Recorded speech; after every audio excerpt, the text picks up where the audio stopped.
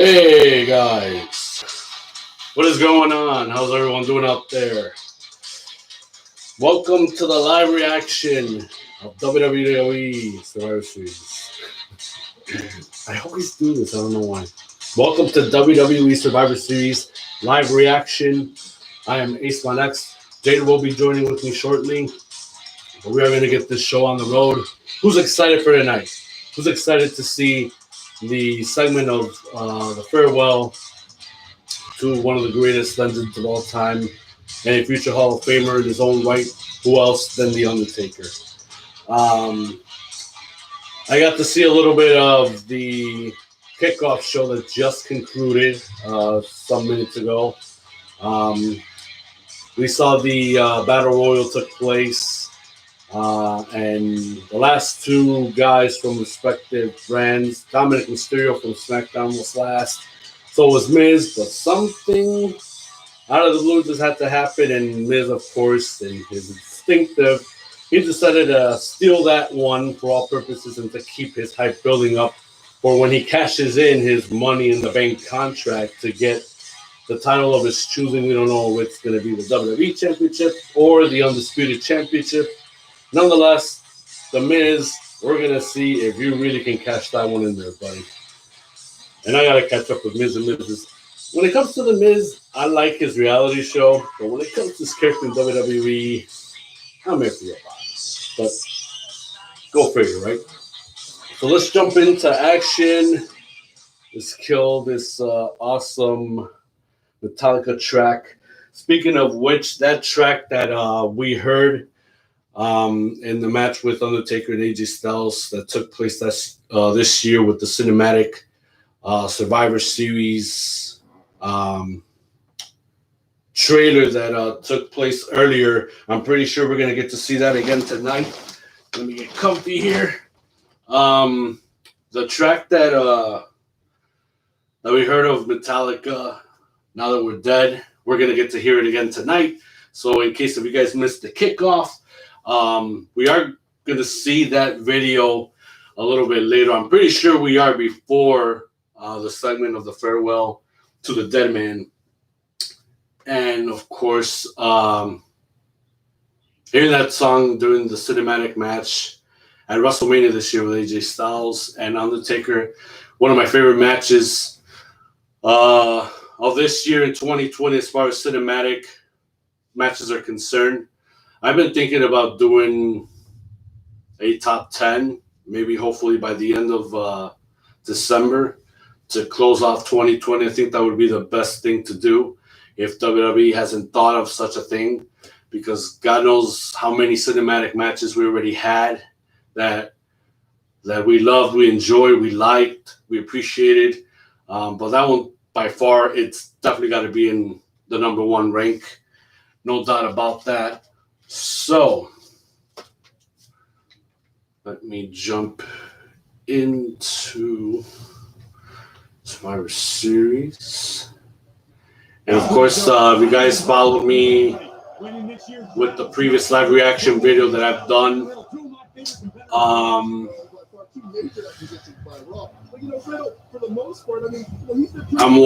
watching this through the Fire Stick, my own Fire Stick in my room. Of course, while I'm watching this and I'm doing this thing on YouTube, unfortunately, I don't have split screens or anything like that. All of that, I'm just, controlling it while I'm looking at the camera. You guys, for those that are following me, thank you so much. Hope you're enjoying your night this Sunday night. And of course, I'm watching this Survivor Series pay-per-view on the network on the big screen here that I have. I'm just hoping, Jade comes in. Jade is having a little bit of chow, and I'll be having one shortly. So, we'll take it into right here. What's happening right now, of course, if you're not watching the network, or if you are, or if you're watching me from a different type of equipment here, whether it be on the phone, whether it be on laptop, whether it be on tablet, or almost anything. Um, First matchup that I'm seeing that's happening right now is obviously the men's battle royal team. Now, if you got to join me and Jade last night for the Wrestling Weekend recap, I've been talking about a lot about the men's team for both Raw and SmackDown. Obviously, SmackDown, they got something going on, a bit of a quirk, but it seemed like Raw from the get-go has been a huge quirk. Who is going to be in the right set of mind to wanting to win this match and conclude this fight? Because, of course, in the last numbers of Survivor Series, we've been seeing, who's been on the roll as of late as far as brand representation and all that. SmackDown has been, winning a lot of Survivor Series as of late. Last year's, we remember that one was my favorite Survivor Series of all time. It happened in Chicago. It's unfortunate that I wasn't there live, but I did. Jade and we did show up for the takeover that took place last year for War Games. An incredible fight, an incredible match that took place. And, I'll never forget that one. That one was just, so fantastic. It's an experience like no other. Being at a NXT takeover and having to watch War Games, it was just amazing to see. But yeah, it was unfortunate of not being there for Survivor Series. That event alone was just great, having all three brands, Raw, SmackDown, and NXT. And now this year, I assume because of COVID, they're not having a lot of bodies around. They're not going to risk a lot of bodies, being a contingent, for people to get sick and all that stuff. So it is very understandable. And I, as a fan, I'd rather see people be safe than sorry, to be honest. So right now they're introducing all the members. They just introduced all the Raw members now to SmackDown. I see Paul Heyman in the background looking so evilly, twistingly sinister, but hey, he's the special counsel to the tribal chief Roman Reigns, and of course, Jey Uso representing, so proud of his Samoan heritage, and he's in that frame of mind. It's very interesting. It's going to be very interesting to see how the SmackDown guys are going to work with each other, because you got one egotistical SOB that I don't like, and that's King Corbin. And he's doing a very good job of being the heel that he is in his own right. Looks like Owens is ready. Uso's ready.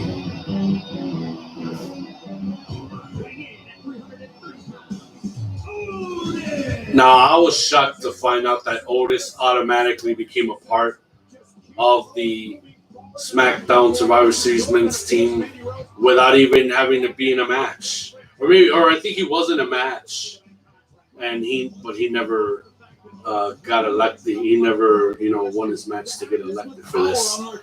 But better to have Otis than not having him at all. To have someone else around him, I can't even think who would fill in the last spot, to be honest. And right here, I'm seeing Seth Rollins being introduced. And don't forget, ladies and gentlemen, this is for the final time that we're going to see Seth Rollins in the WWE ring, because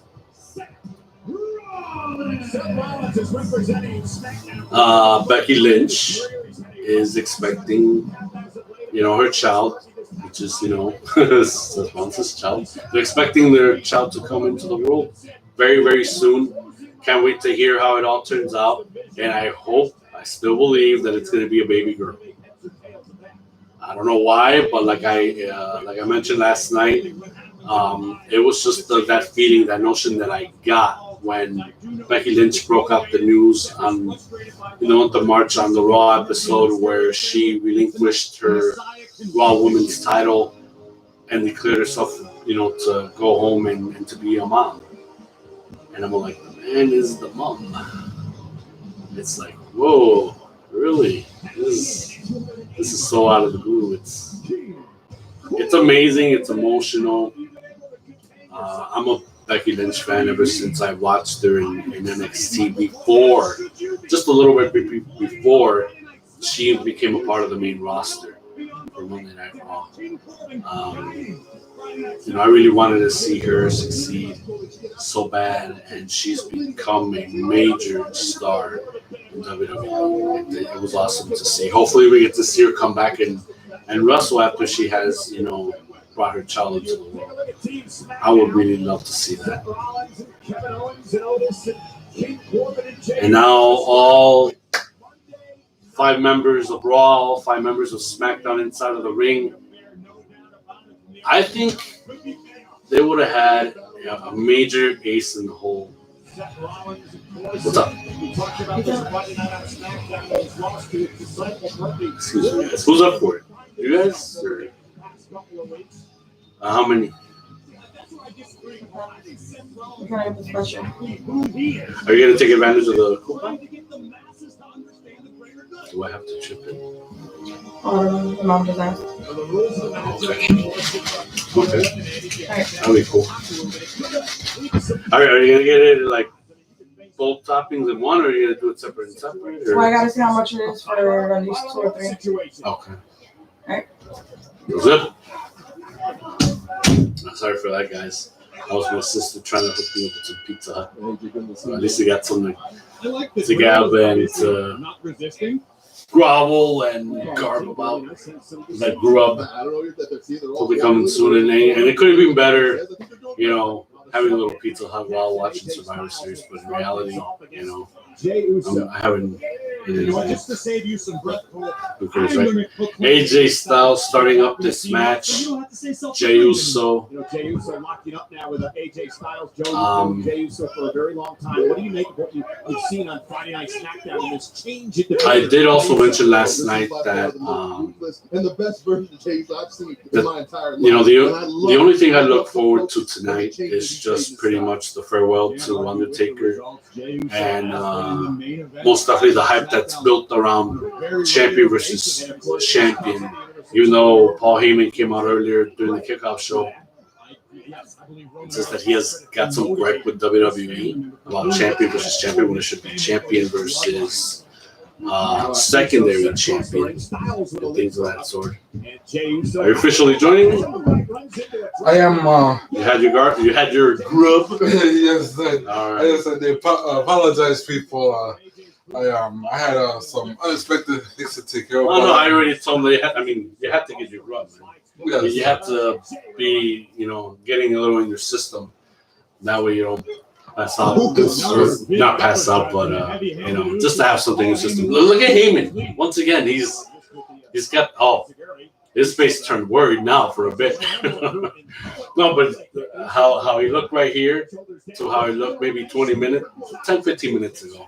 He had that evil, cynicistic look in his eyes, just looking at the screen, wanting to have everything in place for the tribal chief to be happy.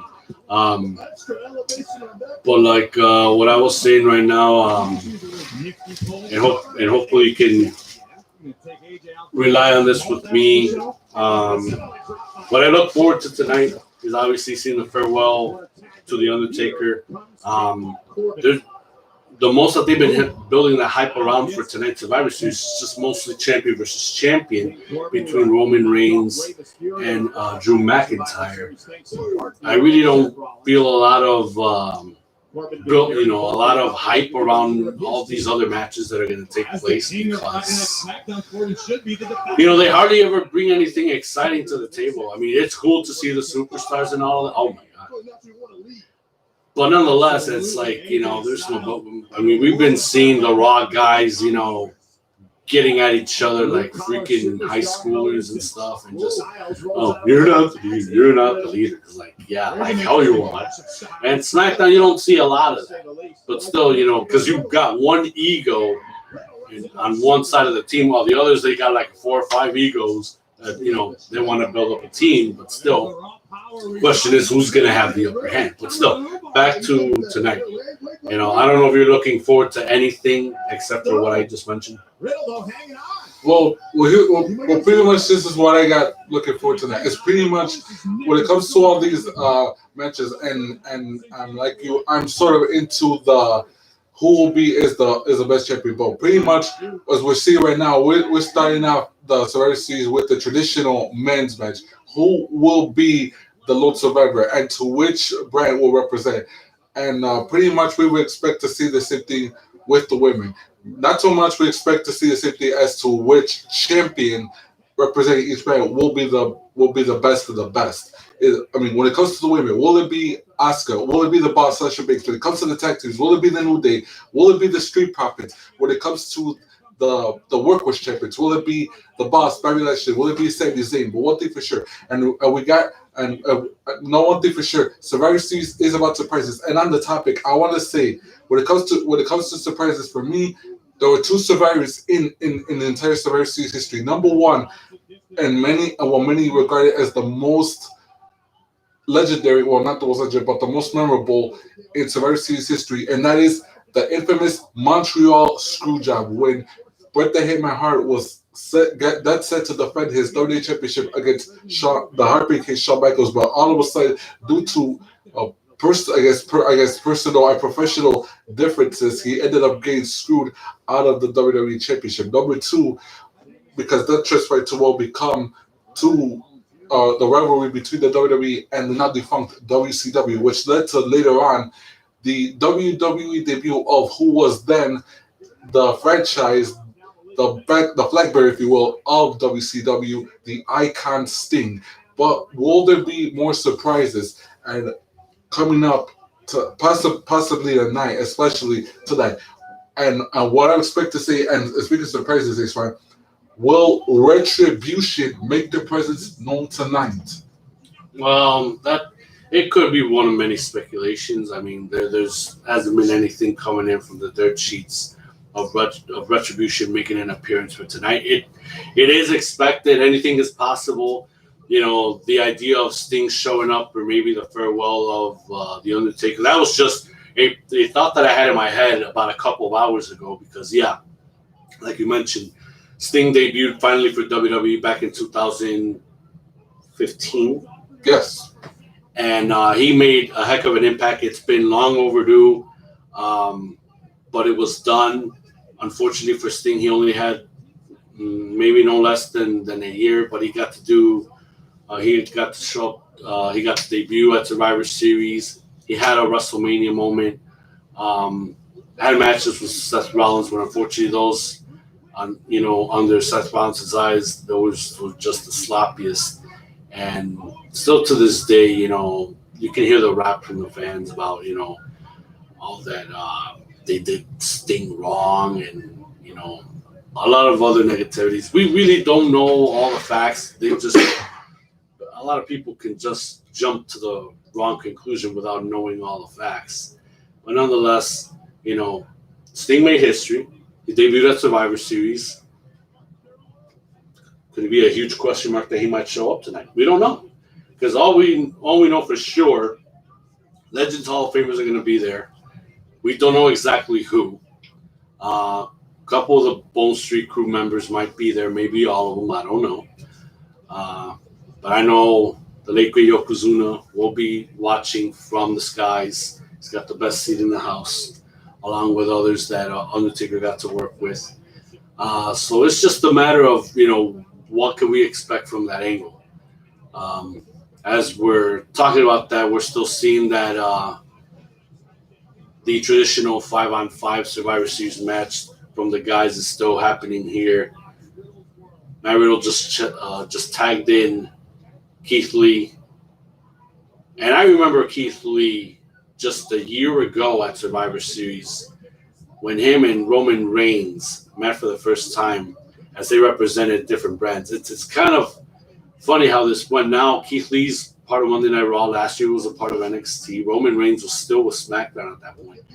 But, it shocked the world. It made headlines, and it's like, whoa, man. Nothing like I've seen before.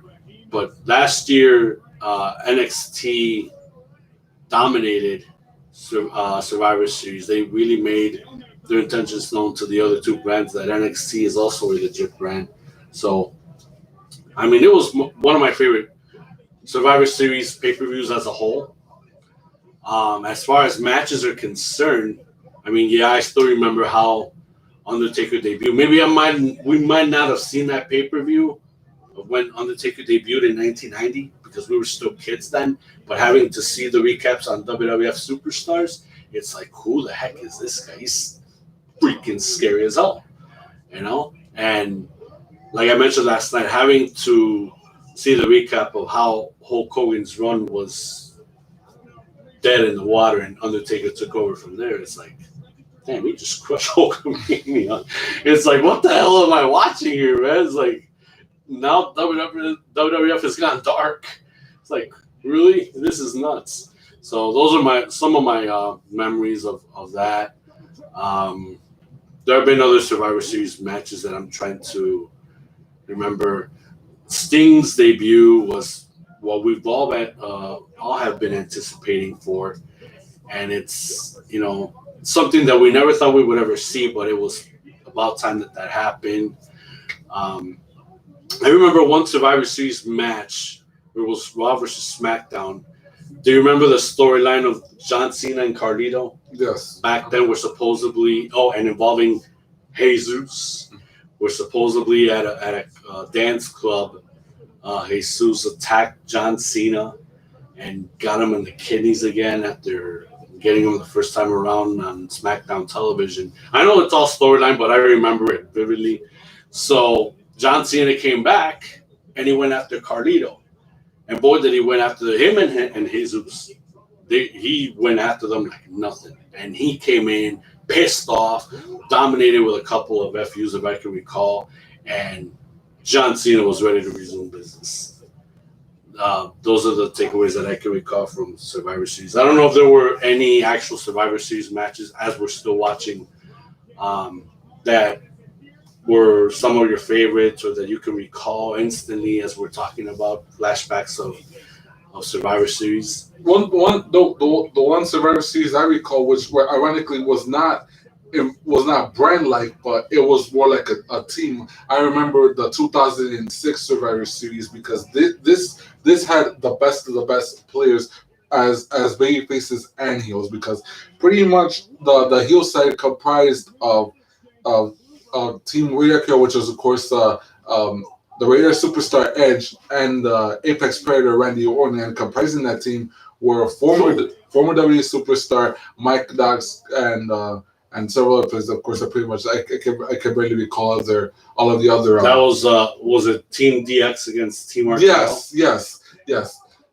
And Rated RKO. Rated RKO. Like I said, I barely recall who the other two team members for Rated RKO. And of course, Team DX comprised, of course, DX, the Heartbreak Kid, the Game, and their team members were the Hardy Boys and former WWE superstar CM Punk. And what made that scenario interesting was the fact that, despite the fact that these were from different brands when the ECW was with the under the WWE banner at the time, when it was a third brand, the first third of a third brand. Yes. These were pretty much the players represent the best of the best. It's like they had a common agenda. They had a common goal. Kevin Owens is eliminated. Oh, by AJ Styles. First elimination, I assume. I guess so. And End of days. Is that AJ's elimination? No. Braun Strowman saved it. Okay, so now it's starting to juice up a little bit. Team Raw's got the advantage, but nonetheless, that was a very intricate scenario. Deep Six. That was a very intricate scenario, that Survivor Series, because pretty much it's like you got common goals. It's pretty much the good comes together to vanquish the bad. Radar KO and Mike Max and all those. It's pretty much, but they gave the WWE Universe their money's worth. That to me was truly not because it was a good match, because it was intricate. It was formulated in a different way. King Corbin just got eliminated by Matt Riddle. All right, that's. Well, while you guys are watching it with us, thank you for joining us here tonight. I want to point out, while we're doing this live reaction, we can't show any footage of what happens with Survivor Series, literally because the last thing we want is for Stamford, Connecticut, to shut us down, like literally shut our channel down. I don't want that. You know, it's bad enough that I took a risk uploading, WWE videos from years ago. It's still giving some major reception, guys. Thank you very much for that. Keep those comments coming in for the Sting video from Greatest Superstars of the 90s, the Four Horsemen video, the NWO videos that I have uploaded. That's still giving a lot of likes, reception, all that, guys. I appreciate it so much. Thank you so much for that. But while we're doing this live reaction, we don't even have a hookup to do like a double screen or anything like that. But nonetheless, yes. We're just gonna get the 5 for $5. The other one is too much. So you guys want 2 pizzas and wings? It's pretty much gonna be for you guys. 2 pizzas and wings, or do you want 3 pizzas? We do 2 pizzas and wings. Yeah. Because the wings are just 8 pieces. That way y'all can share 4 and 4, and then it's 2 pizzas. Yeah. 1 sausage and 1 pepperoni. Yeah. Are those full now? Yeah. Okay. I've got medium instead of hot. Hot is too much, so medium or less. Mild is better.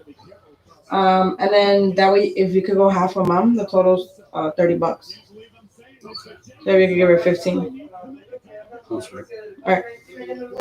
What about you guys? Sorry. What about you guys? We already here. We're not gonna eat. You sure? Mhm. Oh, okay. All right. Cool. All right. Thank you. All right, guys. Sorry about that. Our dear sister, thank you very much for hooking us up with some grub while we're doing this call for Survivor Series. See, they already did numerous eliminations. Now we got to catch up. Yes. Oh, this bites, guys. I apologize. Nonetheless, now we're watching. Oh, the big guy Otis just took one on Sheamus here. He's ready to roll. I think Braun Strowman just tagged in himself. Yeah, now he's coming in. Now we're really going to have a battle of the big guys here. A short, big guy with a masculine, with a tall, big guy in Braun Strowman. He was really a powerhouse here. Hit double shoulders once again. It's like, Otis goes down. Yeah, but once again, like I said, I apologize. The last thing I want is for Stamford, Connecticut to shut us down if we do like a double thing with Survivor Series. I know other people has done it in the past. Maybe they're doing some right now, because of the advance in technology and all the equipment that we got, but we're kind of low budgeted. But still, we're giving our honest opinion of the product that's going on right here. We appreciate it. Caterpillar on Braun Strowman.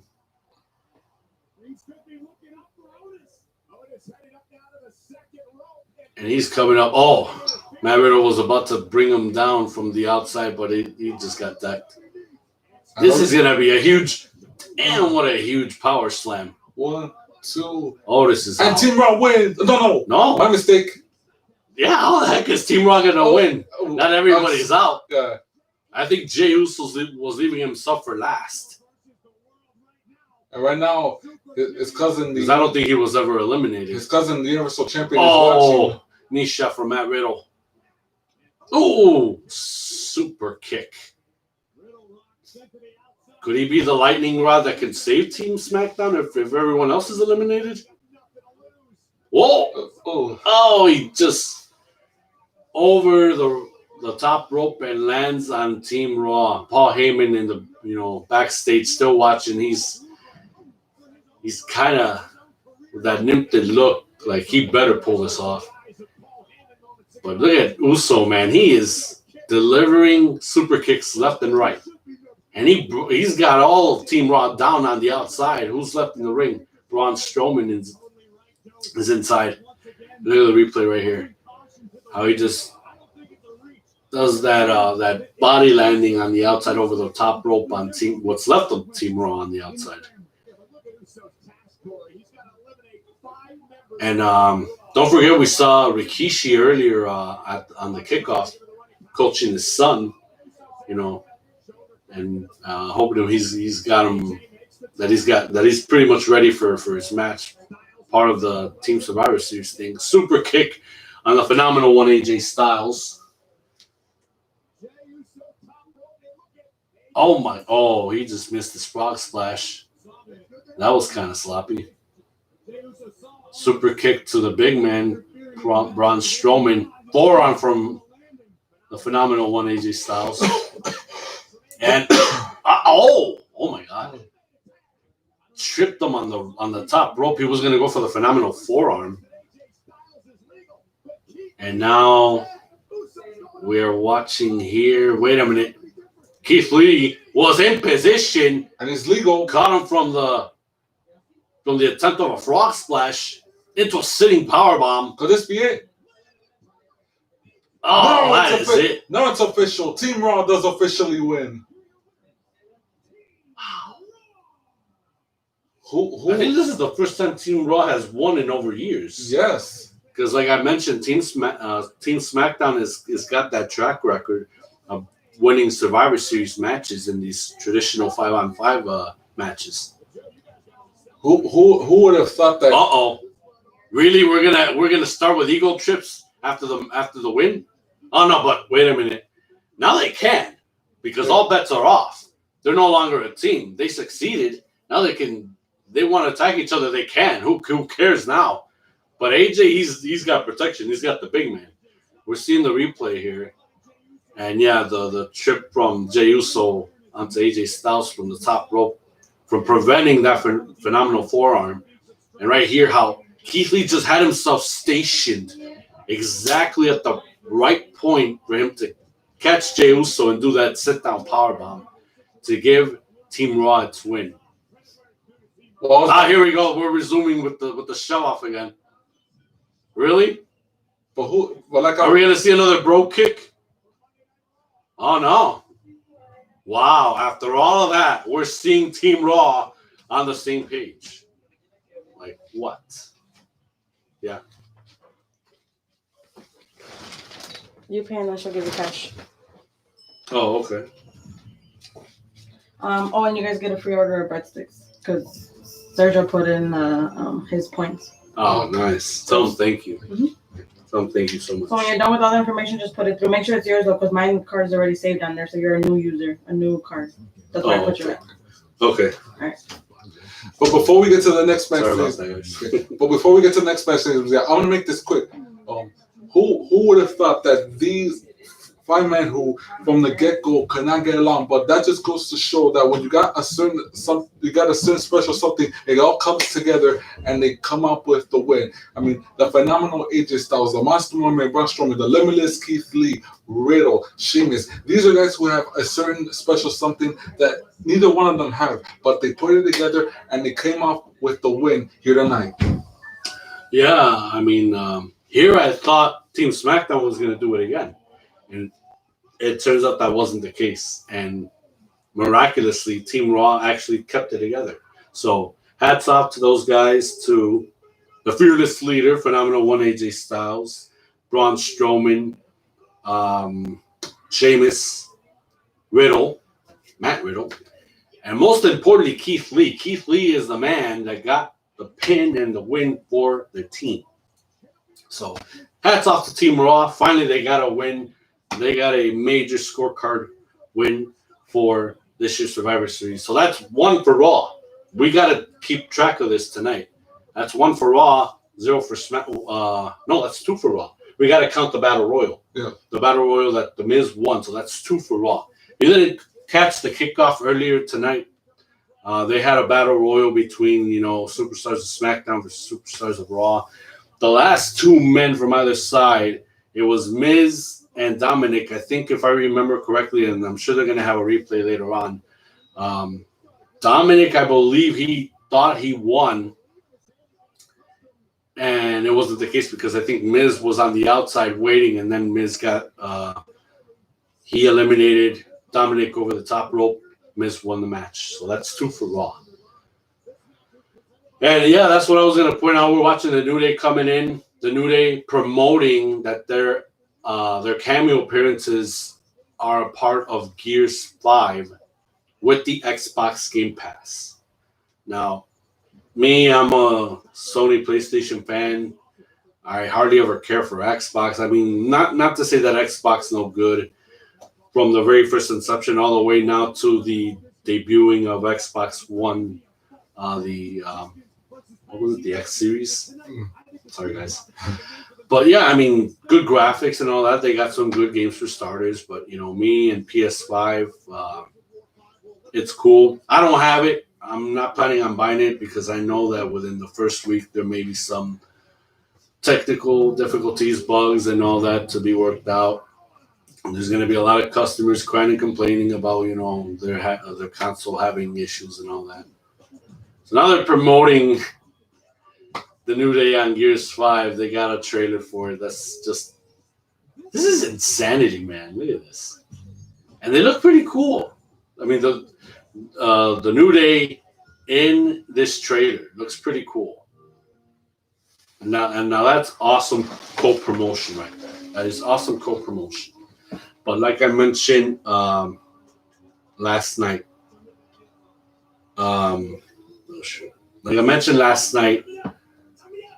I believe Street Profits should take this one for as long as established and 10-time tag team champions run that the New Day has had.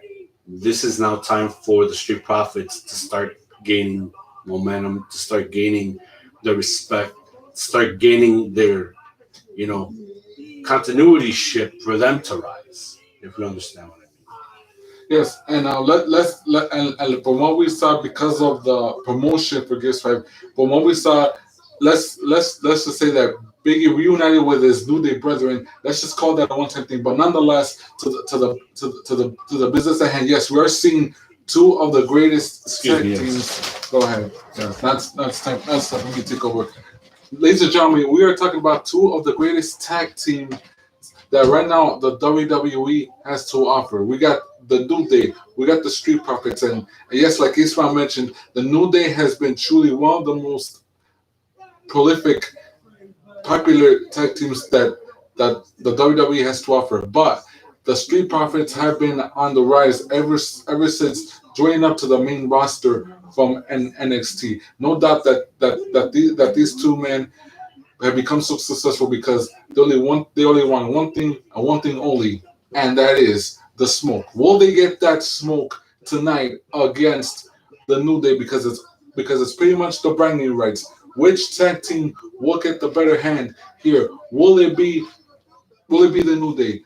Will it be the Street Profits? And only you watching on your computers, on your television sets, on your monitors at home, all across the world.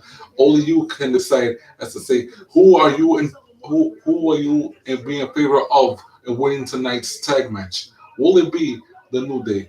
Will it be the Street Profits? Which one of these tag teams will get the nod tonight?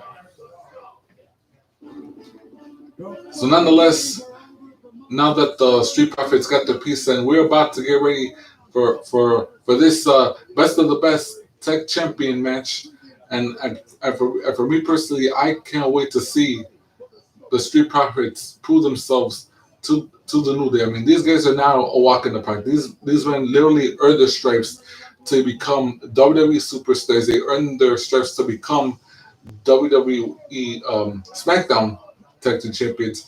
And yes, like I mentioned minutes earlier, we did see Big E side with Kofi and Xavier tonight, since he has been with the New Day for the longest, despite the fact that he's currently a SmackDown superstar. But that the camaraderie between them, that is something unique. That these three men pretty much come together, and they will always be the New Day, regardless of the scenario. But nonetheless, here we are in this best of the best tag team championship match. And so nonetheless, we're about to get ready on this best of the best tag champs as the Street Profits get ready. And frankly, I wonder how much money did we're pretty much building up for this best of the best tag match, tag champ match. I'm sorry. I wonder how much money did Montez Ford pay for that big blue solo covers one, just to say that What he wants, he'll get, and that is what the Street Profits want, they'll get, and that is the smoke. So, nonetheless, we're about to get ready for this best of the best tag champion match. Who will emerge victorious? So, will it be Raw and the New Day? Will it be SmackDown and the Profits? All right, here we go. As we see Xavier Woods and Angelo Dawkins in the ring, collar double tie up with these two men already. And a break by Xavier Woods. We are talking about two prolific. We got one prolific and one prolific team, and another tag team on the rise. And here we go. Xavier tags to Kofi Kingston, the one-time former WWE champion, and these two pretty much know each other like a book. So pretty much see who gets the edge. Okay, another collar double, and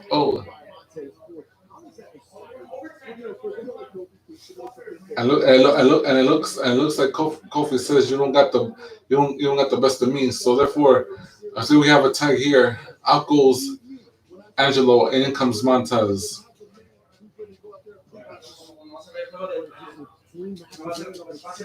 So here we go.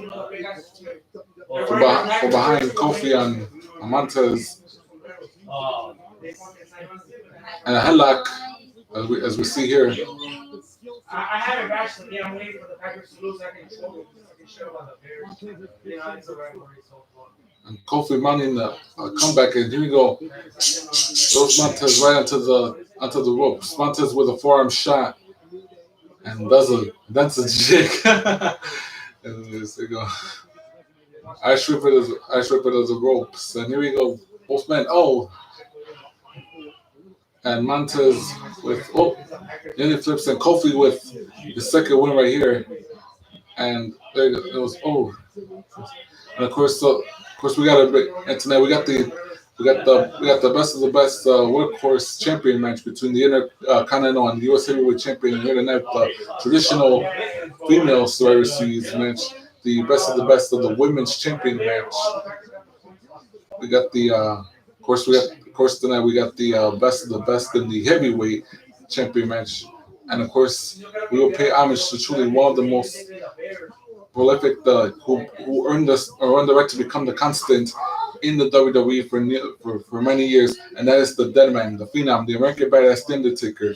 We got a near fall, and now and I think it's an armbar of sorts from Angelo to Kofi. Tag to Montez. And here's some teamwork here. And a forearm shot. The Profits now. A counter by Kofi. And Kofi throws out Angelo. Montez, out. Both members of the Profits on the outside. Now Kofi going for some aerial assault. And Xavier Woods joins in as well. And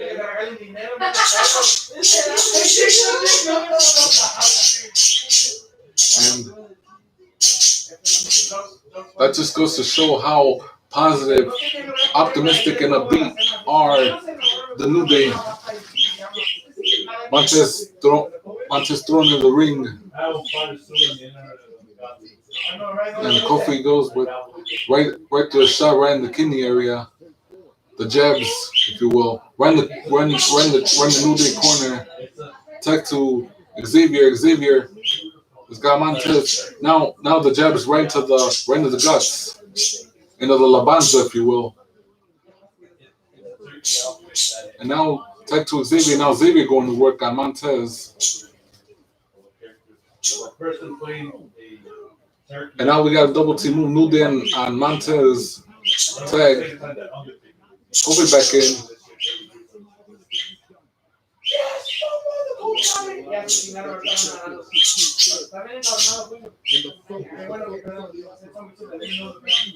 With Montez cornered, the New Day feel like they got the advantage here.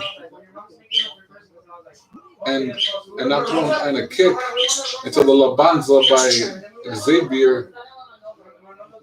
Montez is getting annihilated here. Oh, and a knee into the Labanza 1-2 right.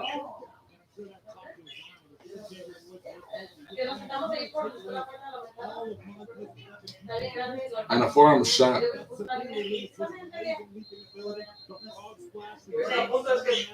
Montez is clearly getting pummeled here. And now a hold applied on Montez by Xavier. Now New Day taunting the Prophets here. Oh, that was a very bad punt. I'm sorry. That's just my opinion. That was a very bad punt by Kofi, trying to punt the solo cup. Right now, Isman is back here, and I'm giving. Sorry, guys, about that. Too much chitter chatter going on in the family house. Yes, pretty much. I was telling to the ladies and gentlemen watching on their sets at home. Pretty much, the New Day is got the advantage, and they pretty much give it and poor Montez here shots to the Labanzas. Like they pretty much they gave him one annihilation, and so far it's been the New Day has the advantage here in this tag match. If you're wondering what's going on with the game of the Packers and the Colts, it's 31-31 overtime. The last thing I saw was that Green Bay fumbled. Speaking of football, I'll watch it because I made because I know if you saw, but I'm gonna tell you, Kobe's got the solo cup and he tried to make a punt move and then he couldn't do it. Like that was a bad punt. Are you serious? Yes, he did. Yes. And kind of ironic. It's like the Street Profits look like they were the Indianapolis Colts. Yes. Maybe that's their favorite team. I don't know. But nonetheless, I apologize, guys. Maybe this ain't going to be the best live reaction video, unlike how we did for AEW Full Gear. That one, at least, we had Grub earlier and all that stuff. I know there's going to be a lot of moving in and out. But we apologize. But we will try to apprise you as much as we can. That's all we DDT from Montez Ford. I think it's going to start a spice up here. Once again, the New Day aiming for the Labanza of Montez Ford, but he will not be denied. No way, no how. Finally, the tag to Angelo Dawkins. Xavier Woods comes in. Where's Biggie? Is he on the outside? I think or he just came in and introduced his guys just to plug in the Gear 5 outfits. I think he went back to the dressing room. Oh, okay. Look at that T-bone. I guess it was a T-bone suplex. Imagine Dawkins and that spinning clothesline in the corners on both guys. Nice, man. Look at Angelo Dawkins go, man, with those moves, those suplexes. Only got a 2 count. Look at that. Here we see again. What an innovative move by Angelo right there. And I'm impressed. Nearly got Xavier with the pin, but Xavier managed to look at it. And now the Profits are not going to get to work. I am truly impressed. Look at that. Oh. Xavier Woods going to work, but look at that spot right there. That was just a beautiful catch up right there from Montez Ford. Only got a 2 count here. And Xavier is hurting from his lower back. And see the double team move here. Once again, that clothesline, another spinning clothesline from both bros here, and that looked like 2 count. What was that move called? Where pretty much they called some type of a move.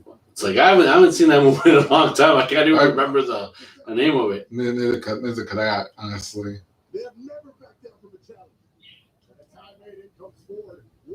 But one thing for sure is that this match is just straight up. There ain't gonna be no cheating, no interference, nothing like that. It's just straight up action, just to see who's really the best tag team champions here from Raw and SmackDown. Will it be the New Day or will it be the Street Profits? And it looks like New Day pretty much got themselves in a window of opportunity here. Midnight Hour? No. No, this can't be it. Oh, he kicked out of the Midnight Hour. Kofi's in shock. He can't believe it. Even Xavier was trying to get it back together. He's probably had no idea what just happened here. Look at that. New Day rocks. See, that should have been a tagline right there. New Day rocks. And again, another boom drop. New Day rocks. I don't know if they chanted right there, but that should have been done a long time ago. Where Kofi does New Day, and then of course once he drops, then everybody says rocks. Now Kofi was trying to hype up the virtual crowd for the WWE Universe, but Montez Ford cut him off at the pass with a drop kick. Tags in Angelo Dawkins.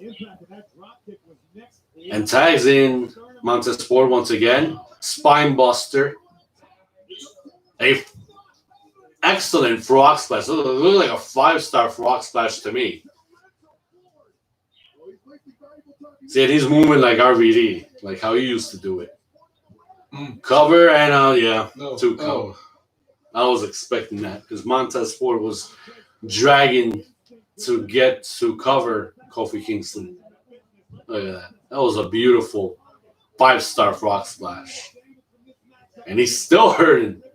Montez Ford is still hurting on this one. But he's still in the match. Just look at it. Look at that slow motion. That is beautiful movement right there. The flow from Montez Ford. Roll up. Angelo broke it up. Xavier Woods, missile drop kick onto Dawkins. Dawkins rolled out. Xavier did the same thing. The two legal men are Kofi Kingston and none other than Montez Ford. Kofi wants the tag. He got it from Xavier Woods. He ducked Trouble in Paradise. Oh! Montez Ford just returned it. Xavier, the gut buster. Cover. Oh, look at 2 count. Those were good spot sequences right there. But Montez Ford is mean driller right there. He'd be taking all them bullets. He'd be taking all them bullets right there. Throughout the whole match, we see Montez take shot right in his labanza, but no doubt about it, he's still in the match, and pretty much that's the incentive that the Profits need to win. Oh my goodness, what a chop!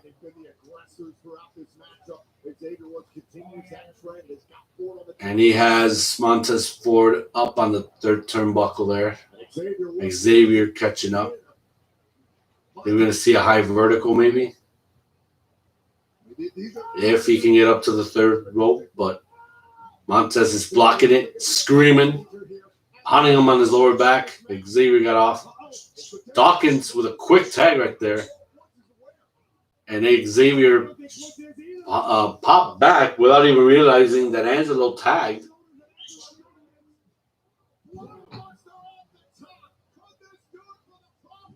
That looked like a cutter right there. Oh, there it is.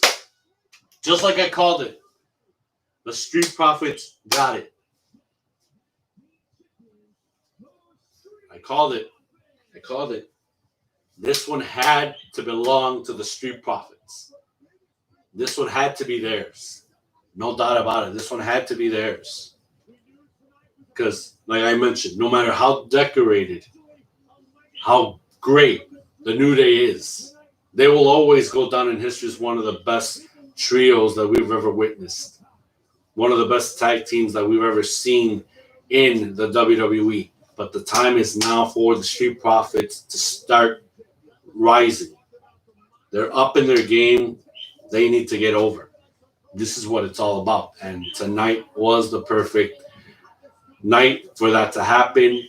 One of the best matches I've seen. I mean, well, one of the good matches that I've seen. I'm not gonna say that it's the best, but I mean, I'm gonna have to rewatch this to be honest, and just see if I can definitely say the same thing, or if my opinion changes to where it's here to up here. If you can catch my drift, but yeah, this is Street Profits right here. And now the face off, and look at that. That is mad respect right there. That is mad respect right there for both sides. It's clean, it's professional, but hey, at the end of the day, you got two of the greatest teams right there in the WWE right now, and they're representing their respective brands as tag team champions. Congratulations, Angelo Dawkins, Montez Ford, Street Profits, SmackDown Tag Team Champions. Pretty much for me, that match was truly unique in its own way because from ever since the beginning from the beginning of the match all the way through, it looked like the New Day was trying to put the Profits to the test because time and time again they constantly attack Montez, not attack, but pummel Montez Ford throughout the whole match. But I just saw the determination in him, and he just proved it. And that just goes to show why the Street Profits are the SmackDown Tag Champions. But nonetheless, kudos goes to those two teams for putting on quite a great match. That's right, and now we're seeing the commercial ads for the network. And hopefully we get to see what the next match is to talk about.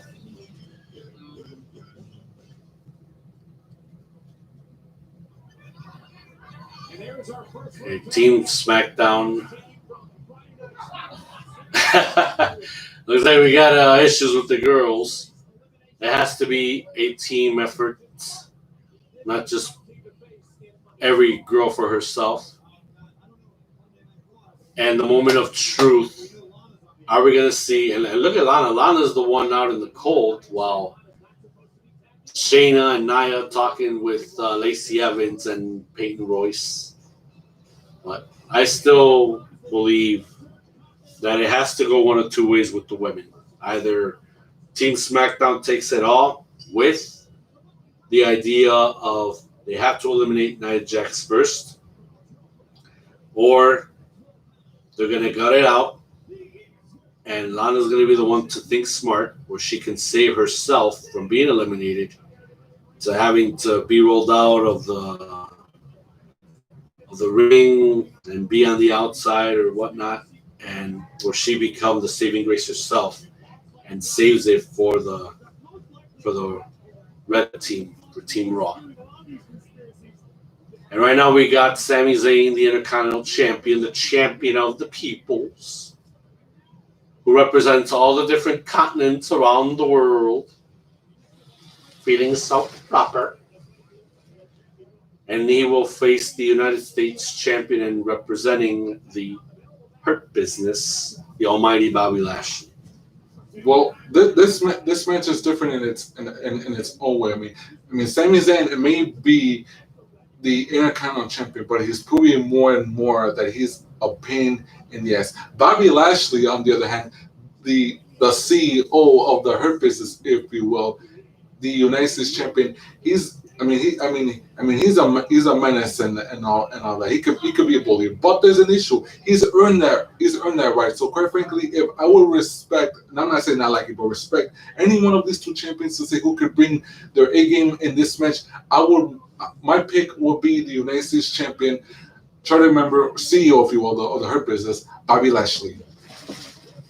And look at the Hurt Business. They're coming out pretty cool, all suited up for the occasion. They're looking like $1 million.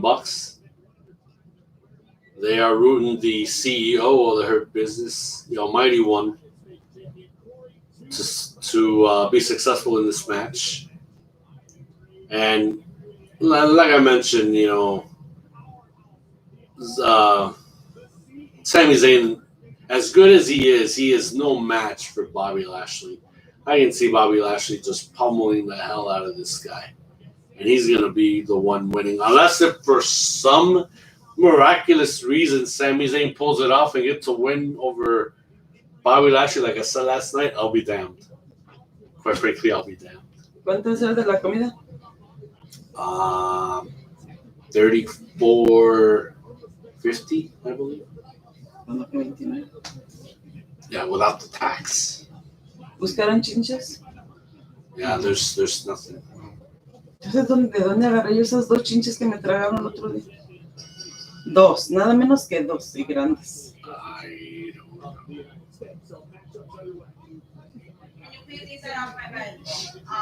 Luisita, Sorry about that, guys. Back to the match here. Look at Sami Zayn lipping off. And you still got all the guys of the Hurt Business. Yeah, that only means one thing. They're going to mess with the Intercontinental Champion here. He is cornered pretty much everywhere that he's going to go. Inside of the ring with Bobby Lashley, and if he lands outside, he's got the other 3 guys to deal with. Yeah, that's not going to leave Sami Zayn in a very, very good position. Look at that. And that just goes to show because he's boxed in on one side. There's Cedric walking towards the Intercontinental Champion and a former Intercontinental Champion in Shelton Benjamin. But look at that. He's wasting his time lipping off to the members of the Hurt Business when he's got Bobby Lashley to deal with. But then again, look at that. He's firing back. ¿Yo quieren que te vas a pagar la mitad? Mm-hmm. Le voy a enseñar a Karen, pero que está nuevo. Oh, nice. Fresh as a daisy. Thank you.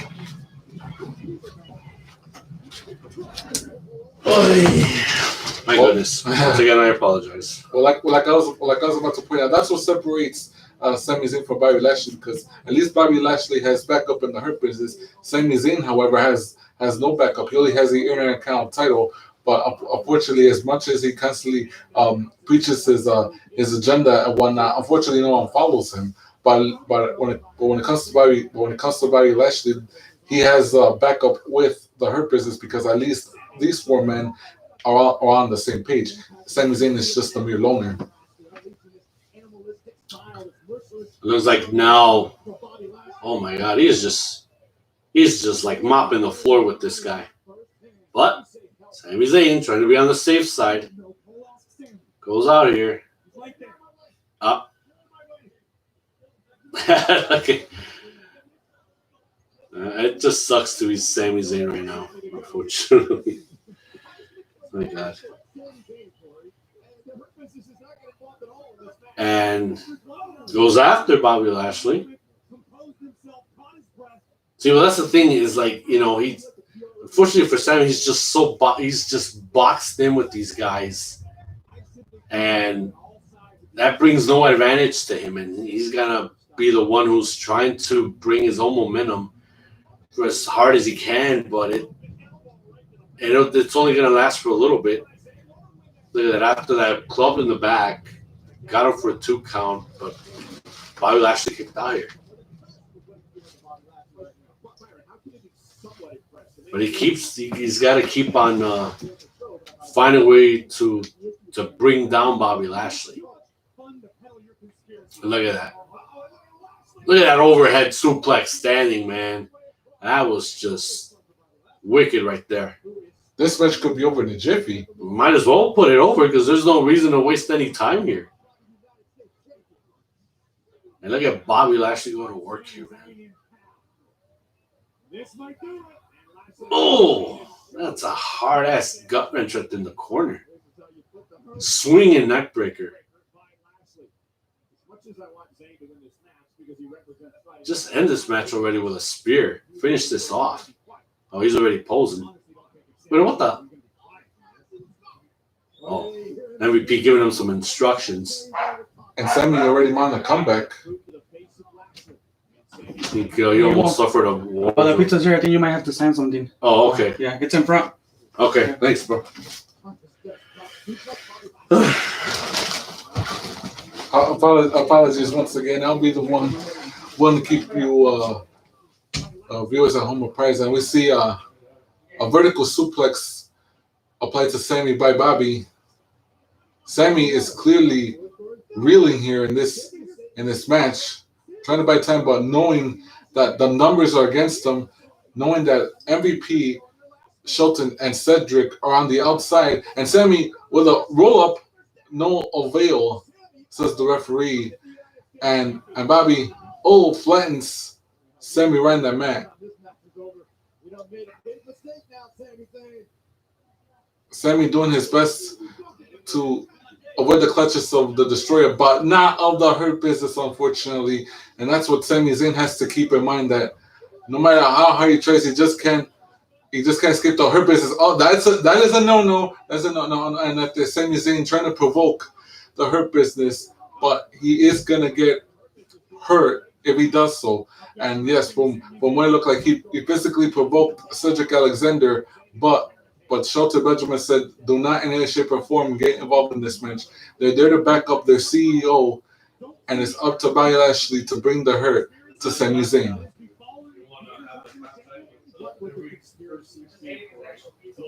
Sami is clearly, again, staggering, trying to escape, but he cannot. But no matter how he tries, he just can't escape the clutches of Bobby Lashley here. He's getting pummeled over and over again, and Bobby has got Sammy. Oh my lord!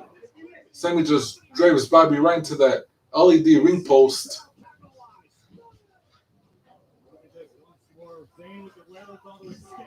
And for now, Bobby is out of his. For now, Bobby's temporarily reeling here, but Sammy looks like he's bringing his game, and now Sammy trying to prove his worth as the Intercontinental Champion, and now Sammy's trying to loosen that turnbuckle pad, but Sean Benjamin says, "Not on my watch."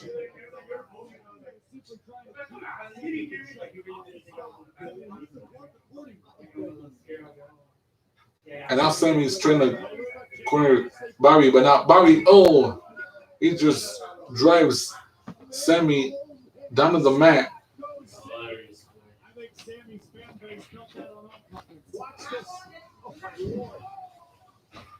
It's a miracle Sammy is still in one piece.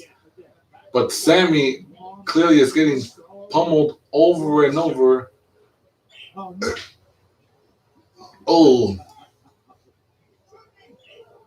And Sammy fell by MVP, and MVP's got Sammy and tosses him back in the ring.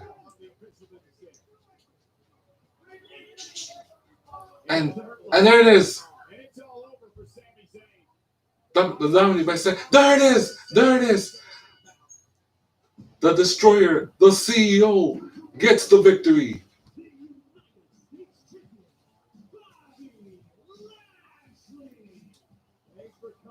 And that just goes to show, ladies and gentlemen, that there is a thin line between being confident and being cocky. And apparently Sami Zayn has spent his entire championship run being cocky, whereas the Destroyer Bobby Lashley, despite the fact that he's a menace, he is confident. He is the CEO of the Hurt Business, and that is why he is with the Hurt Business. His confidence is the reason why he has defeated Sami Zayn in this match. All Sami is proving how cocky he is, but unfortunately, Sami's cockiness only gets a shot right.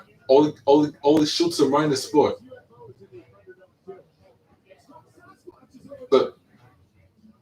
The better man won. The better champion won. He spawns back. He spawns back in. Yes. And yes, what is expected is the better champion won, and that is the Destroyer, Bobby Lashley. She gets to grow, man. I know I'm getting my hands full. Hey, finally the other Uso appears. Now we're going to see a full trio here. That's the real question here. Where's the full penny? And I'll be right Congrats back. to Bobby Lashley. Yeah, get yourself some grub. I gotta hear this. He lost. Oh, yeah, his loss from earlier. Come on, man. Come on. You ain't got to do this. Come on. Nah, you're not going anywhere. You can go. You see What? Really? Oh, that sucks. You lost because you can't control your team. You can't control your team because they don't fear you. They don't fear you because they don't respect you. If they don't respect you, they don't respect me. If they don't respect me, they don't respect our family. It's all that weight. And if you can't make them respect us, Uh-oh. and you don't have a place at the table. Oh, is he serious? As a matter of fact, just get out. I'm tired of this. Just get out of here. Wow. Go find your brother and get out of my room. Is he really serious? It's not time for losers, not tonight. Oh, that is cold, man. That is super cold. Damn, you guys are watching this? Oh, that only means one thing. Usos are going to have to reassure themselves as being a part of the Samoan family, being a part of Roman Reigns' family, being a part of the table, and they're going to have to kick ass and take names one more time, but this time they're going to go at it hard. And if Roman's already in that, he's been in that mindset forever, but bottom line is to get them to reassure themselves yet again that they belong in the same length and breadth with Roman Reigns, the SmackDown champion here, the Universal champion. You got to do and abide by his rules, right? But that's really crazy right there, man. That's just insane. And what we got going on next is the best of the best women's champions.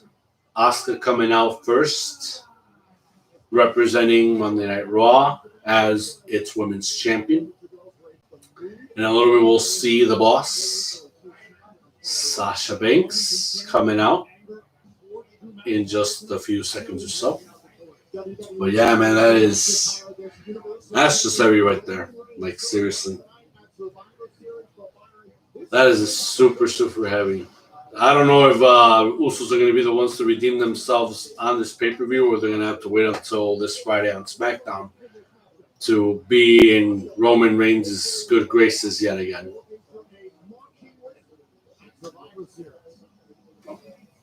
If you don't mind me, guys, I got to have a little chow. I haven't had anything tonight. I haven't had anything at all. I haven't had anything at all today.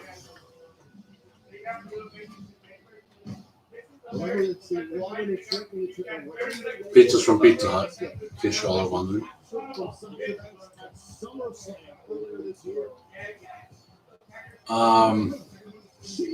Last match, congratulations to the United States champion, Bobby Lashley. Figured it was going to take for the entire Hurt Business to probably be involved just so that there would be a secure win. But now the question is, who of these two women is going to definitely say, hey, I beat the other champion? Sasha Banks has been on a very good roll as of late, defeating Bayley for that SmackDown Women's Championship.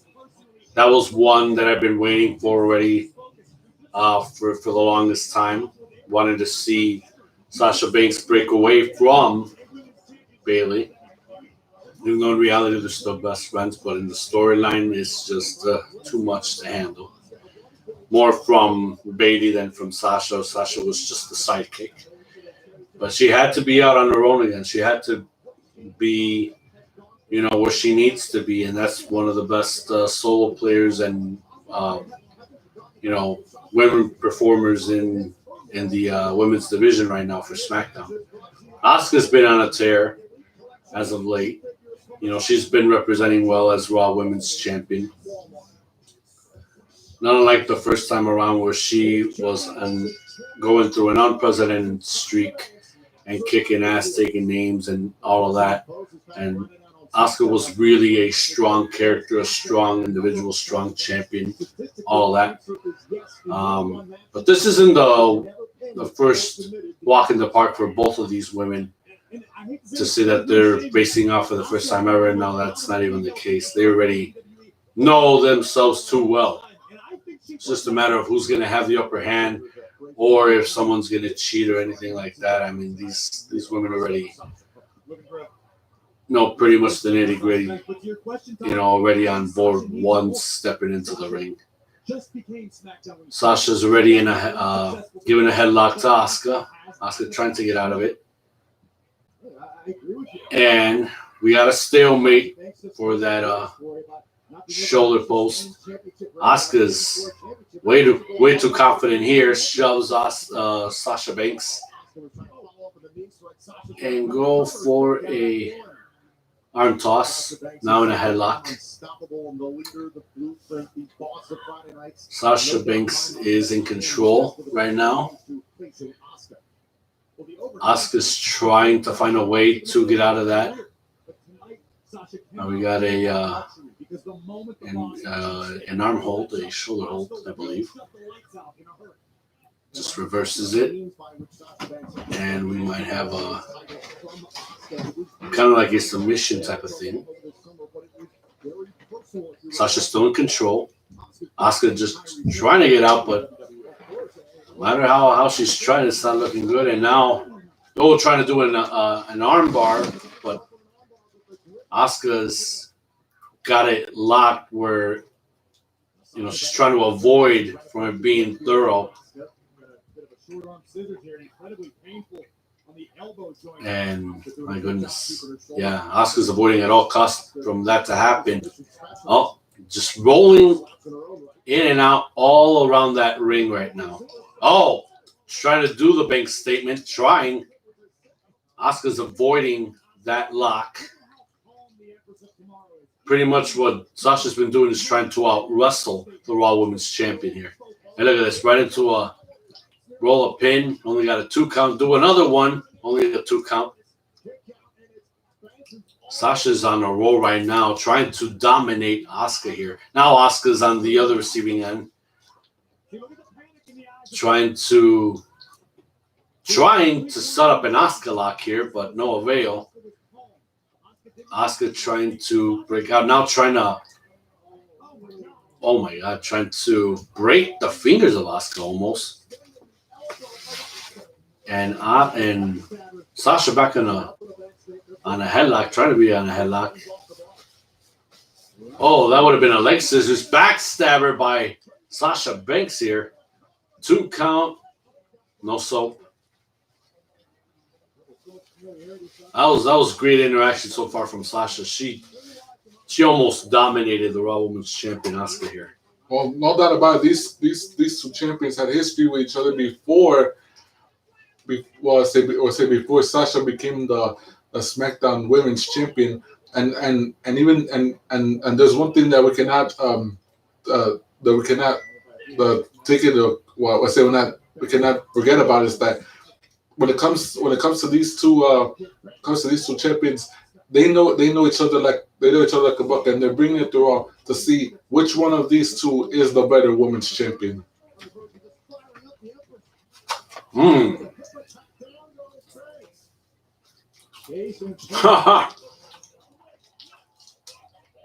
Asuka slapping that ass. She got the booty bump. Sasha ends up outside of the ring. And Asuka's daring Sasha to come back in. Oh, Sasha tried to trip her over, but Asuka was 1 step ahead of her. Just teasing off the SmackDown Women's Champion here.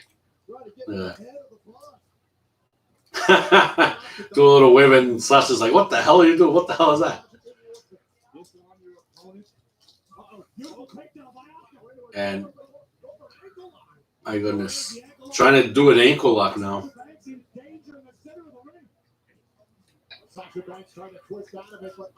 And yeah. Oh, Sasha. I mean, Asuka's doing a lot of damage here. Look at that running strike kick right there. Cover. Only a 2 count.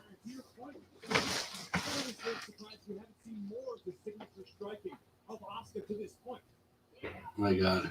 And now Asuka's owning Sasha Banks here with that arm hold here. Trying to tweak her left arm. And Sasha's trying to get up here. And Asuka's just applying so much force as we speak. And adding kicks to the upper back here. Sasha's grinding in pain here. And just sucking up to fight up to even get up, and some forearms here by Sasha Banks. Oh, and a high, well, much less a mid-air knee from Asuka. She covers, only gets a 2 count. Close to the ropes. Sasha could have got the ropes if she was aware. I think that that knee shot really did the damage. Now, knee shot to the chest, 2 of them. And was going to go for a running slide kick, but Asuka took a step out of the way, and now she's got an, placing an arm hold. Just applying pressure here. And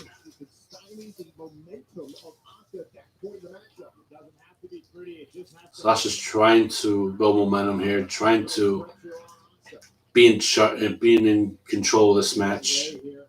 Asuka's getting up. Arm dragged her out of that hold and did a leg twist right there. And Sasha's applying all of these submissions here, all of these moves. She's trying to out-wrestle Asuka here. Just get her tired, get her weary, and it's working. But Asuka can only hold on for so long and trying to suck it up and trying to get out of this move like so. Got her on the corner turnbuckles there and got out of that mess. Asuka's looking weary here. Ran into a boot by Sasha Banks. And now here they go, back and forth, running through the ropes. And did a scissor twist here. Already getting tired. These girls are getting spent here. Oh, Sasha blocked that kick to the side of her gut here. Same thing for Asuka here. And try to apply the ankle lock on the edge of the apron. Gets a forearm. Oh, look at that kick to the chest, a really hard one. Ran into that one, better yet. Asuka's that booty bump again. And lands Sasha Banks on the outside the edge of the barricade right there. These girls are getting spent having to do all of this action here. It's just, look at this. Just physicality from back and forth. Sasha is doing a lot of that. Asuka's trying to, reverse that her way and trying to give some moves herself. She did some of that in very good fashion. But Sasha, right now, the boss, is dominating Asuka. Now trying for a vertical. Asuka blocks it. Gets her on top corner of the barricade right there. Oh! Nice. Nice code breaker in midair. Asuka was waiting for it. Sasha got the receipt of that one. These two women pretty much take it out of each other from inside the ring, outside the ring, from one kick, one jab, one slam, one lock, one thing after another. And here we see again the counter from Asuka when Sasha launched from that corner of the barricade, and we see now that Sasha once again tries to get the win over Asuka, but apparently the Empress is still in the match. Referee's checking on both women now. I mean, these girls are tired. They're not overly spent, but they're spent nonetheless. Now we gotta see what's the next move from these two. Referee's still making sure that they can still go. They're on opposite sides of the ring. Asuka's coming hard. Oh, and missed that booty bump out of the way. Sasha delivers a kick to her back.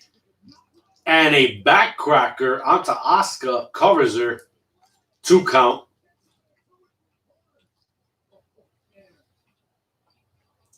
I gotta say, this is a very physical match that these two women are bringing onto each other. Look at that.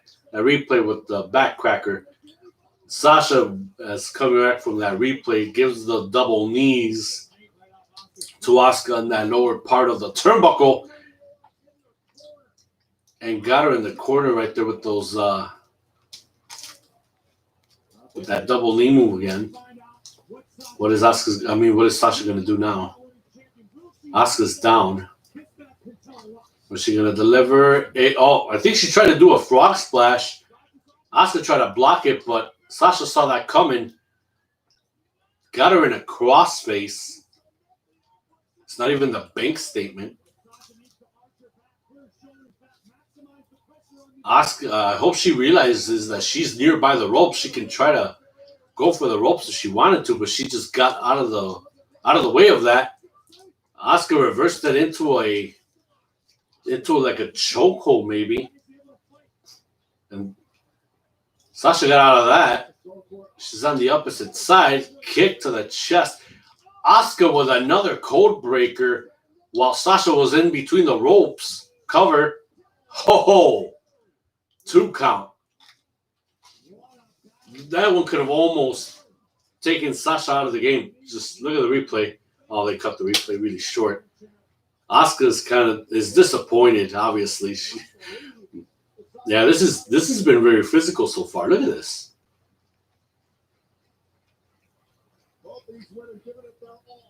I mean, I'm impressed with what I'm seeing here. This match hasn't been dull. They've been showing up one another, but it was mostly Sasha dominating Asuka. I'm impressed with that fact.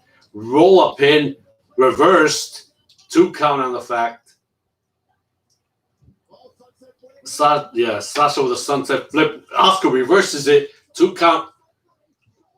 And a shoulders down, got out of that one.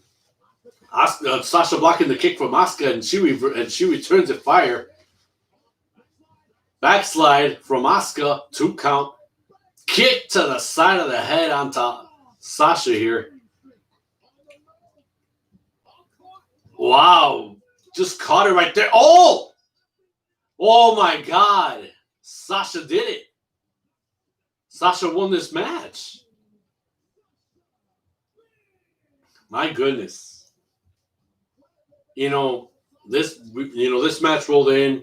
We didn't have no choosing on favorites. We just wanted to see where this one was going to go. This match has been really good. It's been impressive. I'll give it, Sasha deserves all the. I mean, she dominated this match. She dominated the Raw Women's Champion the majority of the time in this match.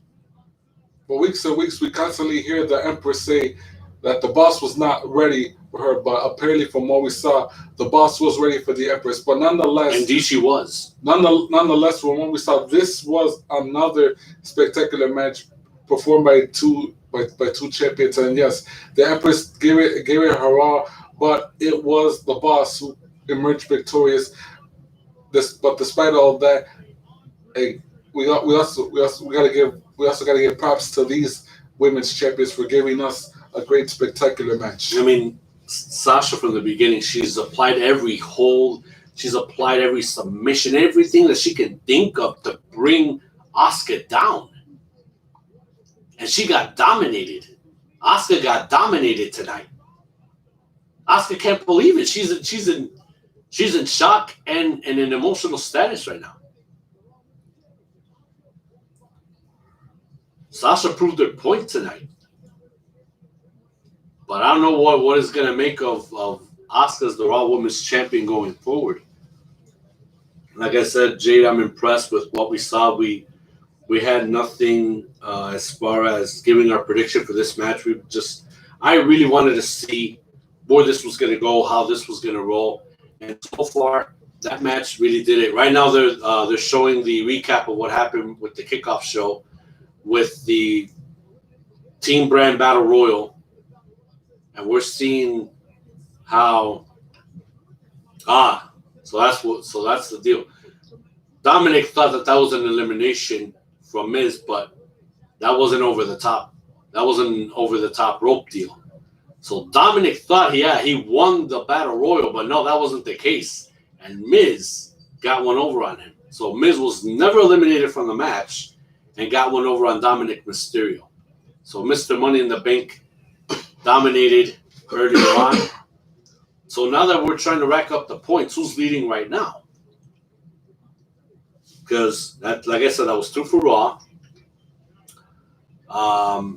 The match with Bobby, that's three for Raw. 1 for SmackDown now. Sasha Banks won. The tag championship. Oh yeah, you're right. My mistake. Yes, the tag team match with Street Profits and the New Day. So that's 2 for SmackDown, 3 for Raw. So Raw is right now leading. And of course, earlier on during the kickoff show, the Gobbledygooker makes a return. R-Truth reintroduced them. Akira Tozawa was around there with his ninja referee. Gobbledygooker ended up pinning R-Truth, and the Gobbledygooker right now is the 24/7 on-demand champion. And look at that. There's a trail of seeds. Who set the trap? Is it R-Truth? No. Akira Tozawa is coming out from a box, from a backstage box in the back with his ninja referee. He rolls him up.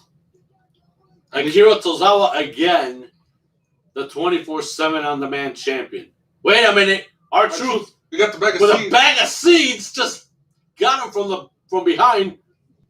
Is the ninja going to make the count? 2?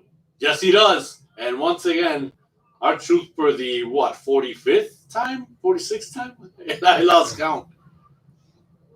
R-Truth, again, is the 24/7 on-demand champion. And I believe the foot padding up of the Gobbledygooker fell off. They give chase. Okay, now, Jade, hopefully you come back really soon with a couple more slices. I still haven't even finished mine. This is getting good now, ladies and gentlemen. Now, the women's teams are coming out. Here comes the leader, Nia Jax, or so she deems to be.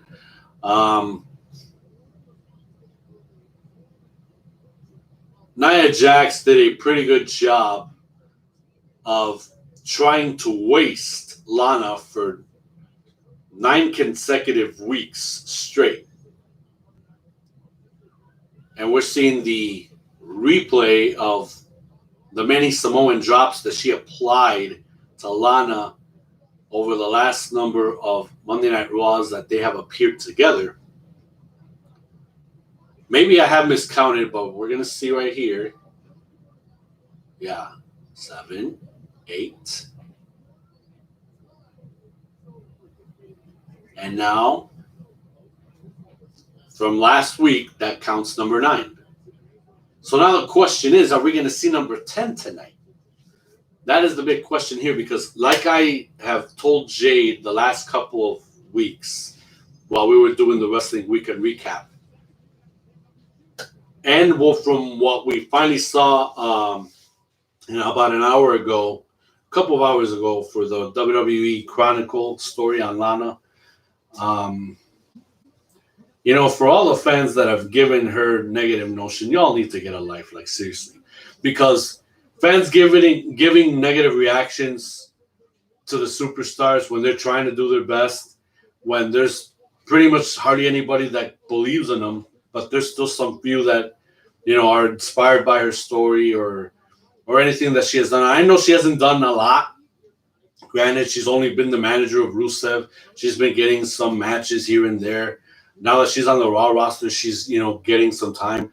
I want to see Lana prosper. To be honest, if y'all don't respect me on that opinion, or everybody's entitled to an opinion. Anybody on board with me, cool. Anybody not, go figure. That's y'all.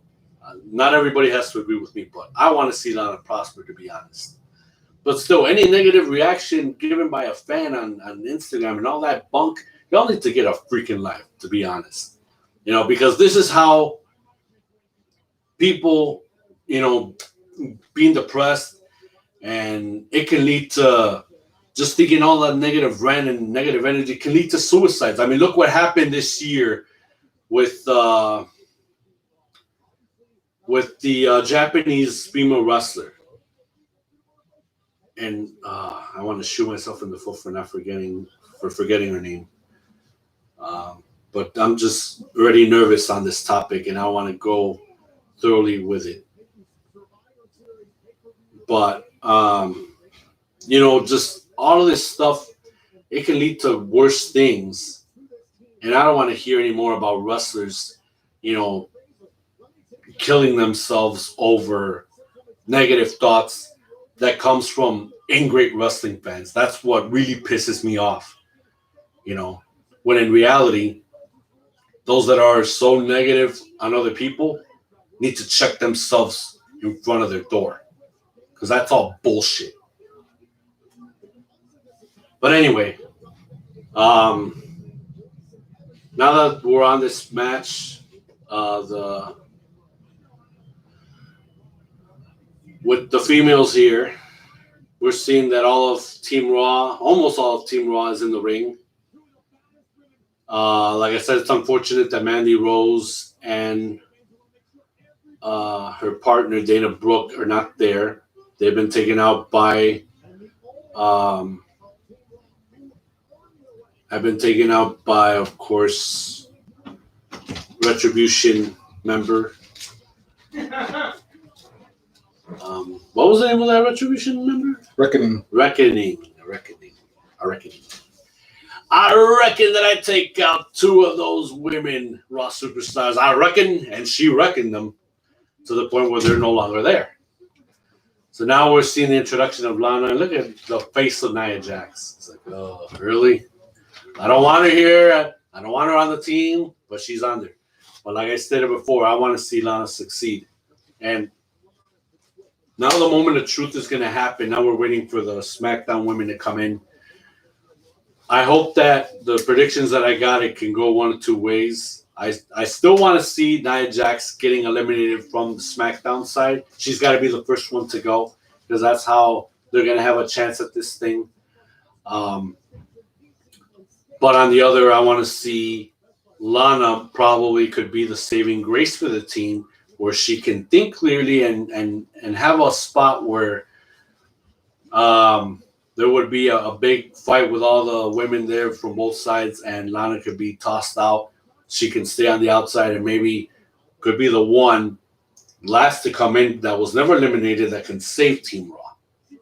So, but I'm expecting for other things to happen, so it may not happen how I expect.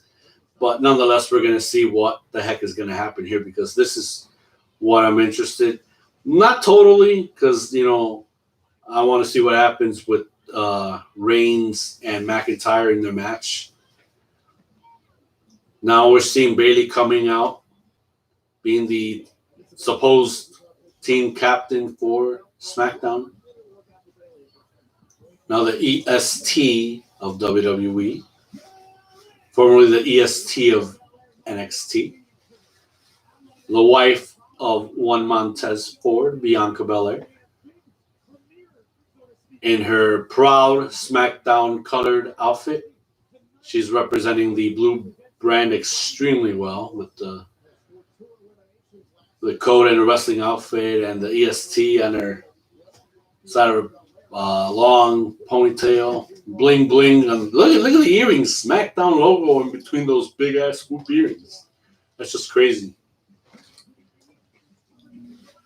And now the Riot Squad, Ruby Riot being introduced first.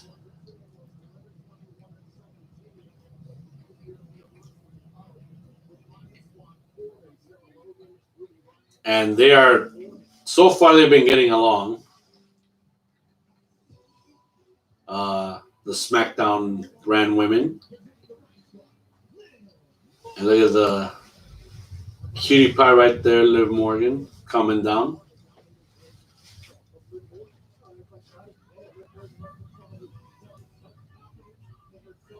And yeah, we're seeing that the SmackDown women are really in bond with one another. They're definitely out to win this match, and of course, the boat of all time, the boat just landed with the rest of the women, and now we're gonna see if Raw can try to coexist because SmackDown got their act together. Unfortunately for the Raw women, I can't say all that much.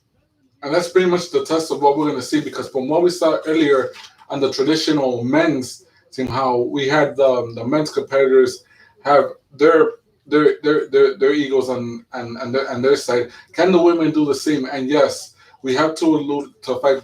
Going back to the Raw women's team, will the Raw women's team get the win tonight? Will Lana be the asset needed to keep Team Raw afloat in this match?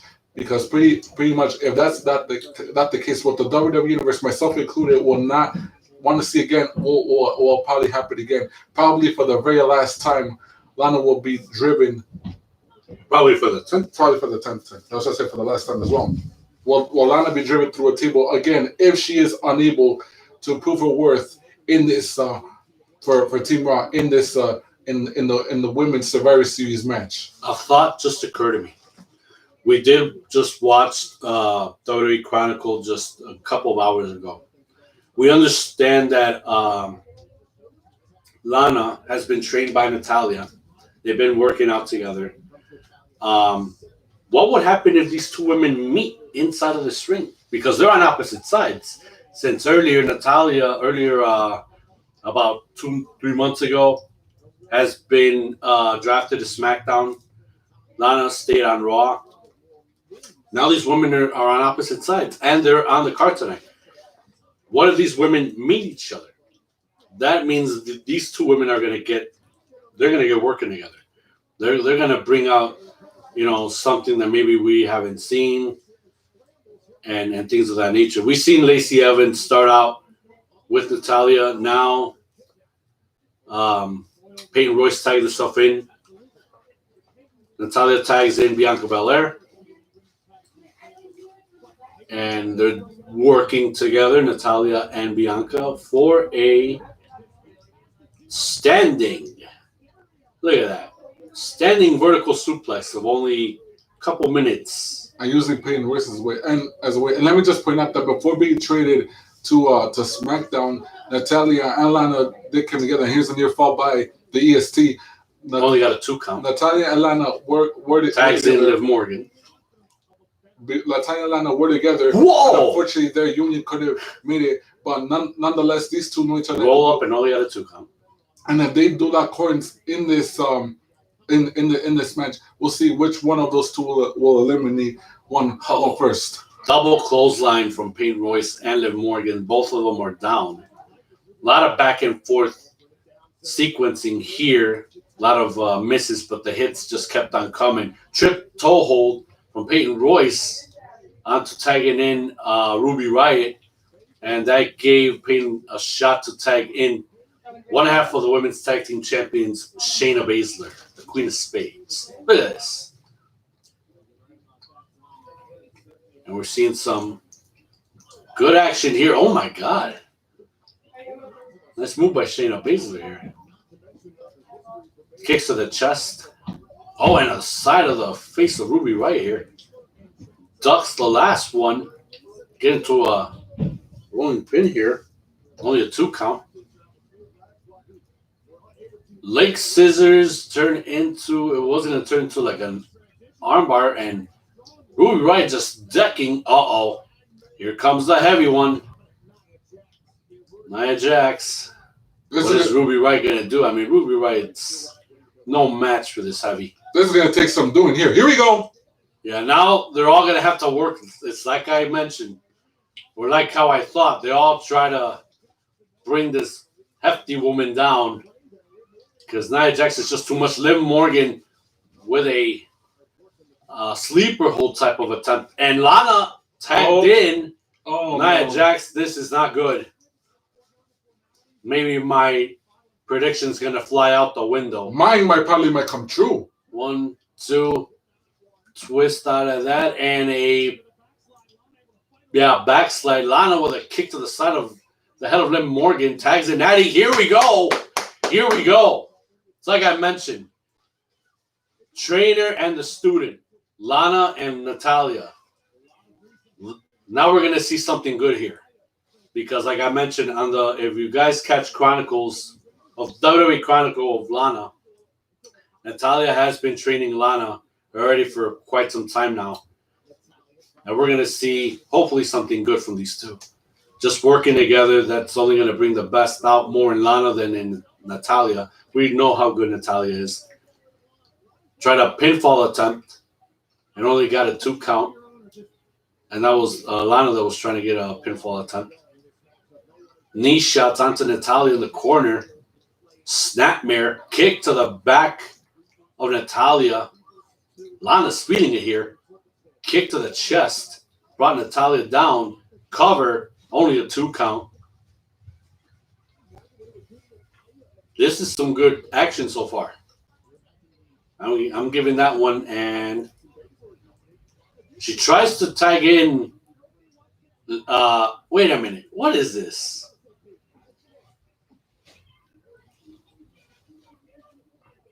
Is this? Wow. Okay. Bunch of bullies, I swear to God.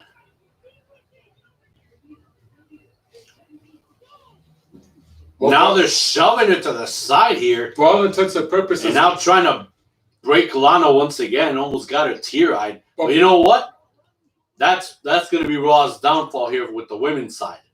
Yes, they tried. Their so-called team is trying to break her, but for all intents and purposes, she cannot. I don't know if Lana's bleeding or her lipstick's coming down. But like I was saying, for all intents and purposes, Lana cannot leave this match. Whether they like it or not, she is needed. Yeah, and like I said, that's going to be the downfall for the rest of the members of the Raw women's team. And now Bayley's decking harshly on Peyton Royce. Bayley is on a mission. She wants her team to win. She wants the SmackDown women's team to win, and she is proving her point here. Look at that. Kicks onto Peyton Royce from the corner there. SmackDown is dominating here. Well, no doubt. This match. No doubt about it. And these two have history, Bayley and Peyton Royce here. Of course, we all know when Bayley tagged up with the now current SmackDown champion Sasha Banks and Peyton Royce tagged up with now SmackDown wrestler Billie Kay to form what was the tag team known as the Iconics, and the Iconics defeated Bayley and Sasha Banks to become the women's tag team match, and we could say there's still that hostility, if you will, that bad blood between these two women. Jump kick onto Bayley here, and Peyton Royce has got Bayley in the middle of the rope with a kind of like a tarantula submission here. But Bayley needs to stop running and do some more damage because Bayley just got Peyton over on the corner, ties in Bianca Belair. Now they're going to work together here. So far, SmackDown's been the ones working together. Raw is not even showing any of that. They're all on their individual selves trying to get as many shots as they can, but the SmackDown women's got it together. Well, look at that. The only thing I can say right now is that, Snake Eyes from Bianca Belair, ties in Bayley again. The SmackDown team is together, but unfortunately, if they're making someone the scapegoat of the team, they're making Lana the scapegoat of their team. Apparently, there's no scapegoat in the SmackDown team. Flying elbow drop, was about to get a pinfall, but Lacey Evans with the save. Discus clothesline from Natalya, kick from Shayna Baszler coming in, spine buster from Bianca Belair. Nia Jax coming in, shoves Bianca on the outside. Ruby Riott with a side kick to the head of Nia Jax. That got her tossed out. Liv Morgan tried to do some sort of a body splash. They're both on the edge of the apron. Bailey from behind. Bring her down. There you go. And Nia Jax is out. But what is going to happen now? Oh, And Bailey laughing at bullying, if you will. At Lana, who's on the steps of their side here. Oh, and Peyton Royce just pulled a fast one on the edge of the apron right there. I think like a sidekick maybe. And is going to try to pull a high vertical, probably on the outside with the rest of the women. I think they're stationed for that spot. And are we going to see it? They gotta, and they're in position. There they are. I wonder who. I think Natalia might have got hit hard the most right there. Lana's just looking like if she was outcasted, obviously. No, but she looks like one of those fraidy cat women that are just looking back and forth, just frozen in position. But what is Lana to see? And there it is again. But what is Lana to do here? The smartest thing she can do is just stay there. Because once the rest of the women of the Raw side need help, she's not going to be there. And look at that twisting brainbuster from Peyton Royce. What? Bailey, the first one eliminated. Oh my God, I don't believe this. This is not good at all. Lana's applauding. Well, of course, she's on Team Raw, right? Mm-hmm. 1, 2, no. Try to pin Natalia with a roll-up. Got Natalia on the corner right there. A reverse forearm again. 2 kicks. And a roundhouse kick. But Peyton Royce is she's doing pretty good here. See, she's another talent who I think should get ring time as a singles individual, but knowing the higher-ups of Raw or the creators or whatever, that's not the hierarchy at WWE, if you will. And step to the back. Oh, was going to go for the drop kick. Half Boston Crab set onto Natalia. She can't tap here. She's dragging her body onto the ropes. She's got to keep going. And it's not fully set. She's got the hand of Bianca Belair. Oh, almost swung it. Forearm to the back up to Peyton Royce. And now Natalia is going to set her. Wait a minute. What is this? She just tied up. Oh, my Lord. No. Wait a minute. I think that submission went bad. Yeah, that hold slipped out. And now the sharpshooter. Yeah, now the sharpshooter. Homage to her Uncle Bret Hart. Peyton Royce taps. And we are evened up. 3, that's 4-4. All right. Now we're cooking. Sassy Southern Belle coming in. Attacking Natalia. Clothesline from Lacey Evans. What is this Sassy Southern Belle going to do? Up on the middle rope, jumps up, moonsaults, missed. Natalia moved out of the way. Another attempt of a sharpshooter, but Lacey Evans has blocked it geniusly. Shayna Baszler tried to come in. It's already set on Shayna Baszler. Women's right onto Natalia. Is this another elimination? And it is. Natalia has been eliminated. That only leaves 3 women for SmackDown. Bianca Belair comes in. A lot of hits and misses from both women. Oh, that one didn't miss. Kick to the gut from Lacey Evans. Brought her down with a clothesline. Dex, the right squat from their corner right there. A roll up from Bianca Belair. Only got a 2 count. And are we going to see this? Nice. Face first on that raising drop. I don't know the name of that one. Wait a minute. Oh. Distraction from Shayna Baszler that got a shot in by Lacey Evans. forearm. Oh my God, she got posted while on the edges of the turnbuckle right there. What is Lacey Evans going to do right here? Trying to wait a minute, no. A Spanish fly? Oh my God! Holy jeez. That was awesome by Lacey Evans. The Spanish fly. Oh, Ruby, Riot, and Liv Morgan saved the height of the EST of WWE. But that was, I mean, it looked a little off. Yeah. But they connected. Hopefully there's not hopefully there's not any actual injury on Bianca Belair. But I think there might be. She's still hurt. But now that leaves Nia Jax and the Riot Squad. They're going to try to work on this big woman, but that's impossible. I mean, compared to Nia Jax, I mean, the Riot Squad are just skinny sticks. No offense, but I mean, they're cool, they're awesome and all that, but Nia Jax is just too much weight. Unless if they pull something out of their sleeve where they can work together, and I think they are. I mean, they did try to show off them one time, maybe on several occasions. Well, they got to think of something here. Tag, they're going to, it's like doing a handicap match pretty much. Riot Squad and Nia Jax, they got her onto the corner here. Kicks to the gut. Got one over. A forearm splash from Liv Morgan. And, oh, nice. Kind of like a code breaker and then a kick to the face. Nia Jax tags in Shayna Baszler, the other half of the women's tag champions.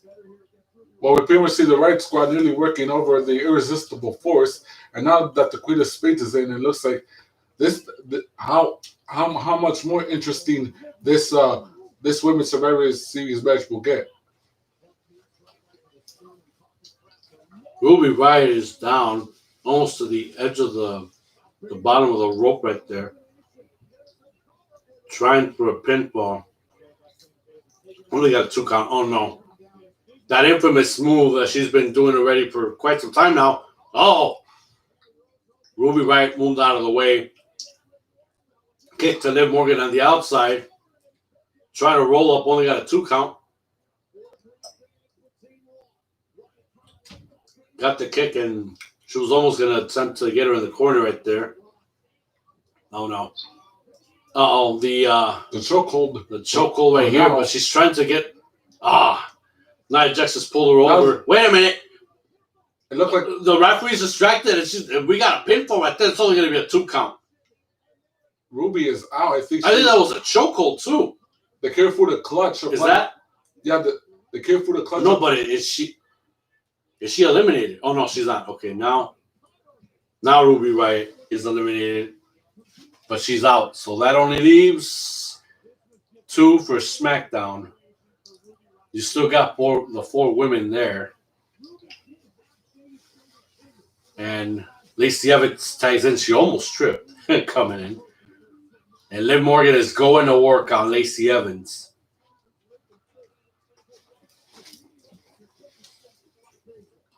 Oh! Nice jump kick by Liv Morgan onto Lacey Evans. Got her in the corner with a splash.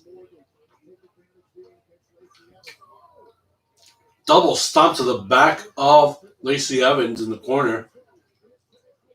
Now just stomping her like crazy while Lacey Evans has her head on the bottom rope there. Trying to get some air. Liv Morgan, the middle of the ropes on top. Delivers a drop kick. Liv Morgan is in the zone. Oh, and right into a roll-up pin, kind of like a suffix pin. And Lacey Evans is eliminated. And good work by Liv Morgan. And again, they don't want Lana to show an ounce of contribution. I'm still saying that Lana's going to be the saving grace for the team once Shayna Baszler and Nia Jax are eliminated. Now 3-on-2, but it's more 2-on-2 with the women's tag champions there. Oh, okay. Now it's Nia Jax and Liv Morgan. The other women, respectfully, they stepped out of the way because Liv Morgan says, I want Nia Jax. So let's see how this goes. Oh, nice DDT. While Nia Jax was on her knees, but she's still trying to get up. A kick to the face. Now Nia Jax is back on her feet. Oh, she was trying to go for a code breaker. Samoan drop. And Liv Morgan is eliminated. And look at that, a little teamwork on the outside. Shayna Baszler trying to pull in Bianca Belair. Now Bianca Belair is the only one left. Apparently, what the hell's going to happen now? The odds are now against the EST, knowing full well that you got the Queen of Spades, you got the irresistible force, and of course, and ironically, Lana. But nonetheless, can she pull off a miracle here? What the heck is going to happen now? Well, in order for Bianca to prove her worth, she's got to play cat and mouse, and she's got to outsmart both of them. She's got to work overtime, like a handicap match, if you will. And it's happening.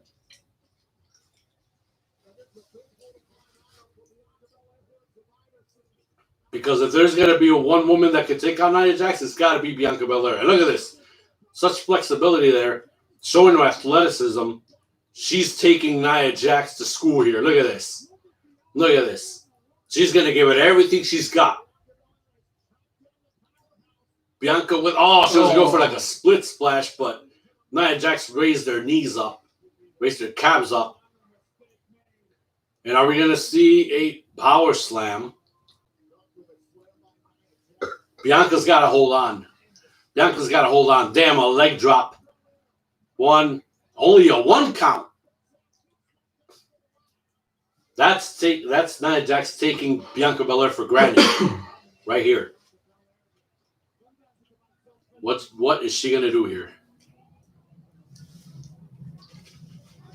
What is Nia Jax gonna do here? Meanwhile, Lana watches the telly and how her so-called teammates might possibly win this match. Oh, just deck Nia Jax to the outside. Shayna Baszler comes in. This could be a wrong move.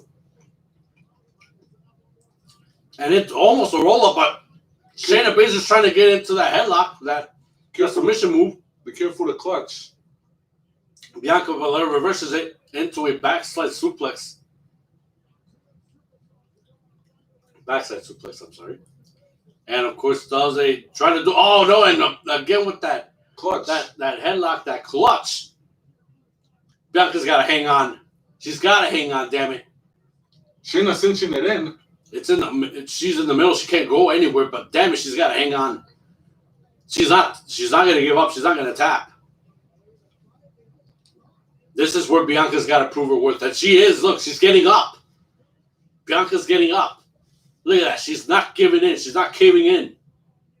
Look at this, man. This is amazing. How tough is Bianca Belair, damn it. Look at this. Well, these two know each other ever since their days in NXT. I'm sorry. The EST nearly tried to pull a victory over the Queen of Spades in their NXT days, but was unfortunately able to. Can she pull a loss in Shayna's column tonight? Come on. The rope. Oh! She passed out and she landed on the bottom rope. That is toughness through sheer will, but wait a minute. I think the referee disqualified Shayna Baszler for unable to relinquish the hold. Is it?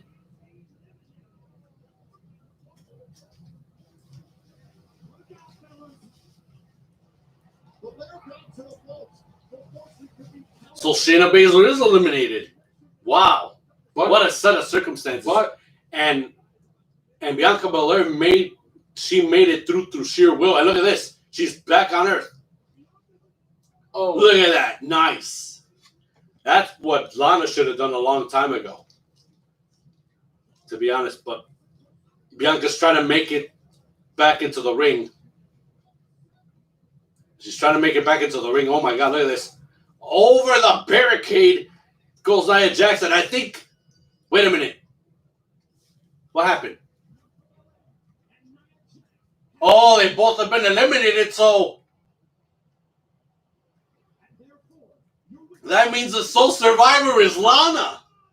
Unbelievable. The sole survivor is Lana. She didn't have to do anything except what she was told. Oh my goodness. Oh my god. Well, I predicted it, but not the way that I wanted it to, because Nia Jax did not get eliminated right away. But the saving grace for Team Raw was Lana. And now look at Nia Jax with double eggs on her face. The price she pays for such embarrassment for putting Lana on the spot like that. Well, they say that in stories and folk tales, there is an unsung hero or an unsung heroine. In this case, the honor has to go to the Ravishing Russian, because no matter how much they did not want it to contribute, her heart was still with Team Red, and that should speak volumes. But now to save herself, she's got to get out of the ring. There can't be a 10th Samoan drop tonight. Look at that, and the ref is trying to hold on to Nia Jax. Nia Jax is beside herself. And I agree with you, Ace-Man. The irresistible force fired on herself, because she was ready. Not to say that she was not fixated on getting the win, but all she wanted was the spotlight for herself, and that unfortunately is a major no-no. And Lana is the sole survivor, ladies and gentlemen, for this match.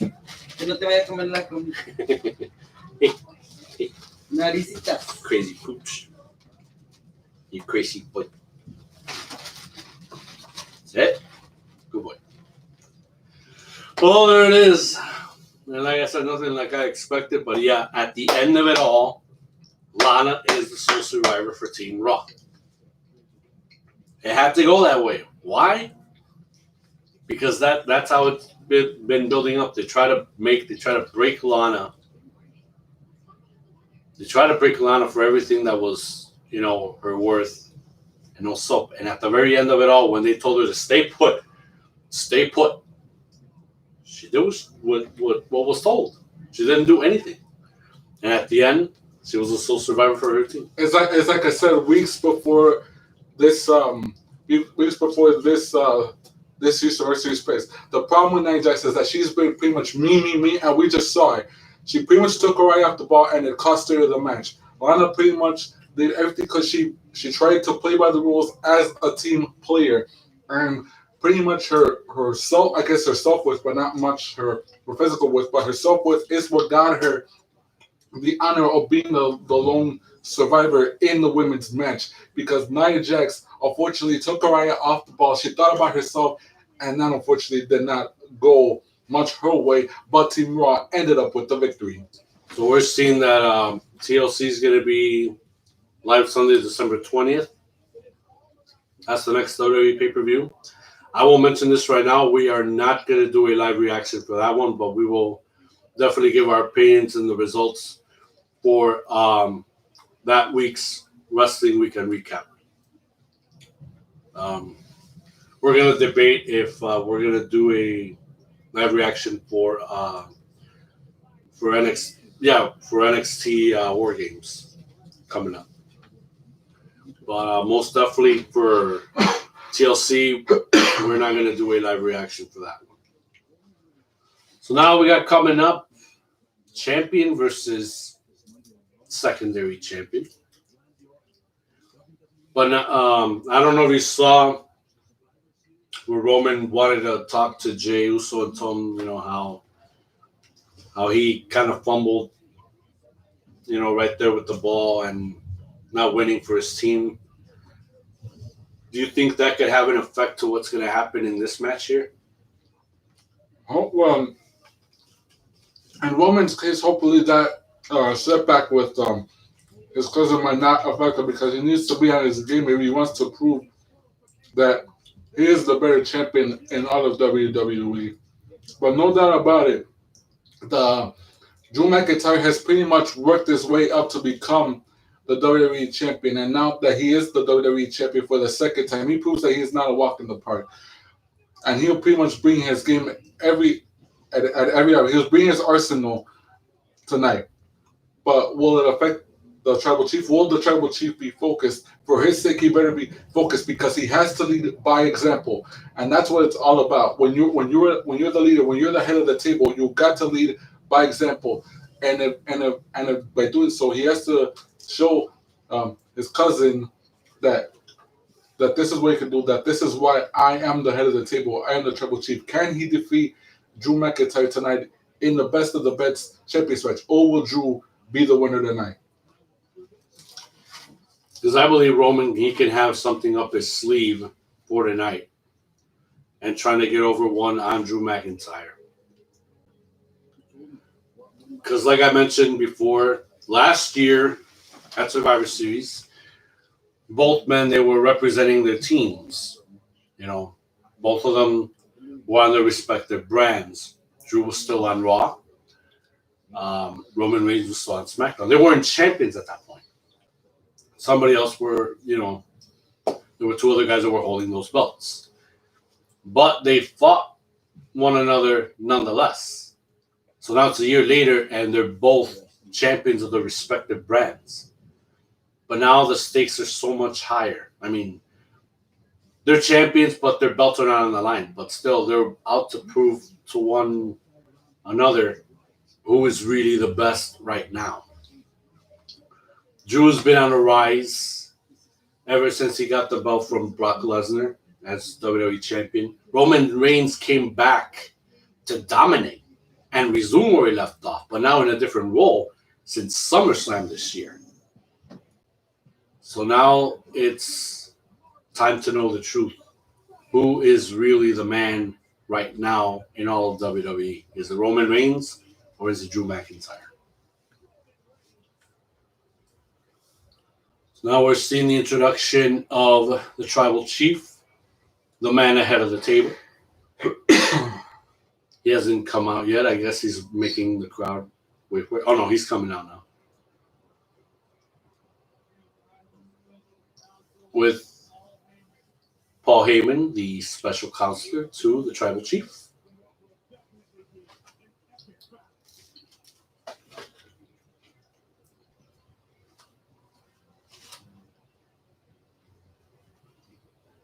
I gotta say, this is amazing.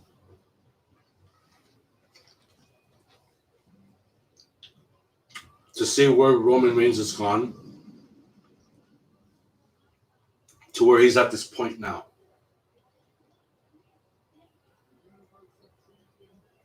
How Romans can easily work up a crowd. Whether it be something real that's happening with him, or with the storyline that is working so great for him right now. Him being beyond confident. I was going to say so confident, but no, it's beyond confident now. Arrogant. Just thinks that he has it all in the palm of his hand. That he's got that the world is his. That his family line all depends on him. Depends on his success. Depends on him being at the top of the mountain in WWE. And with that mindset, him knowing that he is better than everyone else, that he's best than everyone else, just says a lot about Roman Reigns, the character. Because look at his face. He's just locked in. It's like he knows what he has to do once he steps in. Heyman looking at him like, yeah, this guy's got it all. How this guy reminds me of Afonseca, of Roman Reigns' father and uncle. Well, no doubt about it, the Samoan dynasty is very synonymous within the WWE. And we talk about champions that came from the Samoan heritage.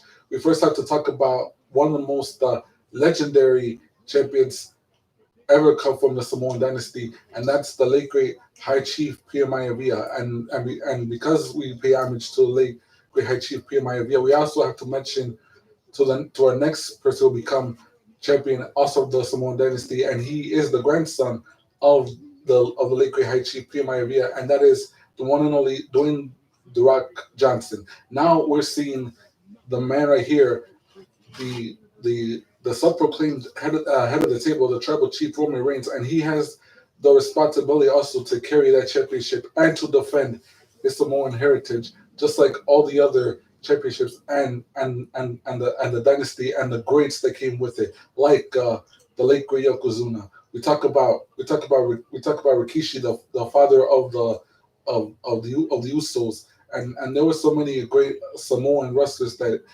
pretty much carved their path in the WWE, and now it's up to Roman Reigns to defend a heritage that took many years to forge within the WWE. Not just a heritage, but a lineage. All that same heritage that always saw wrestling as the best way to provide for their families. From every single generation that has been in the wrestling business, as far as the Samoan bloodline is concerned.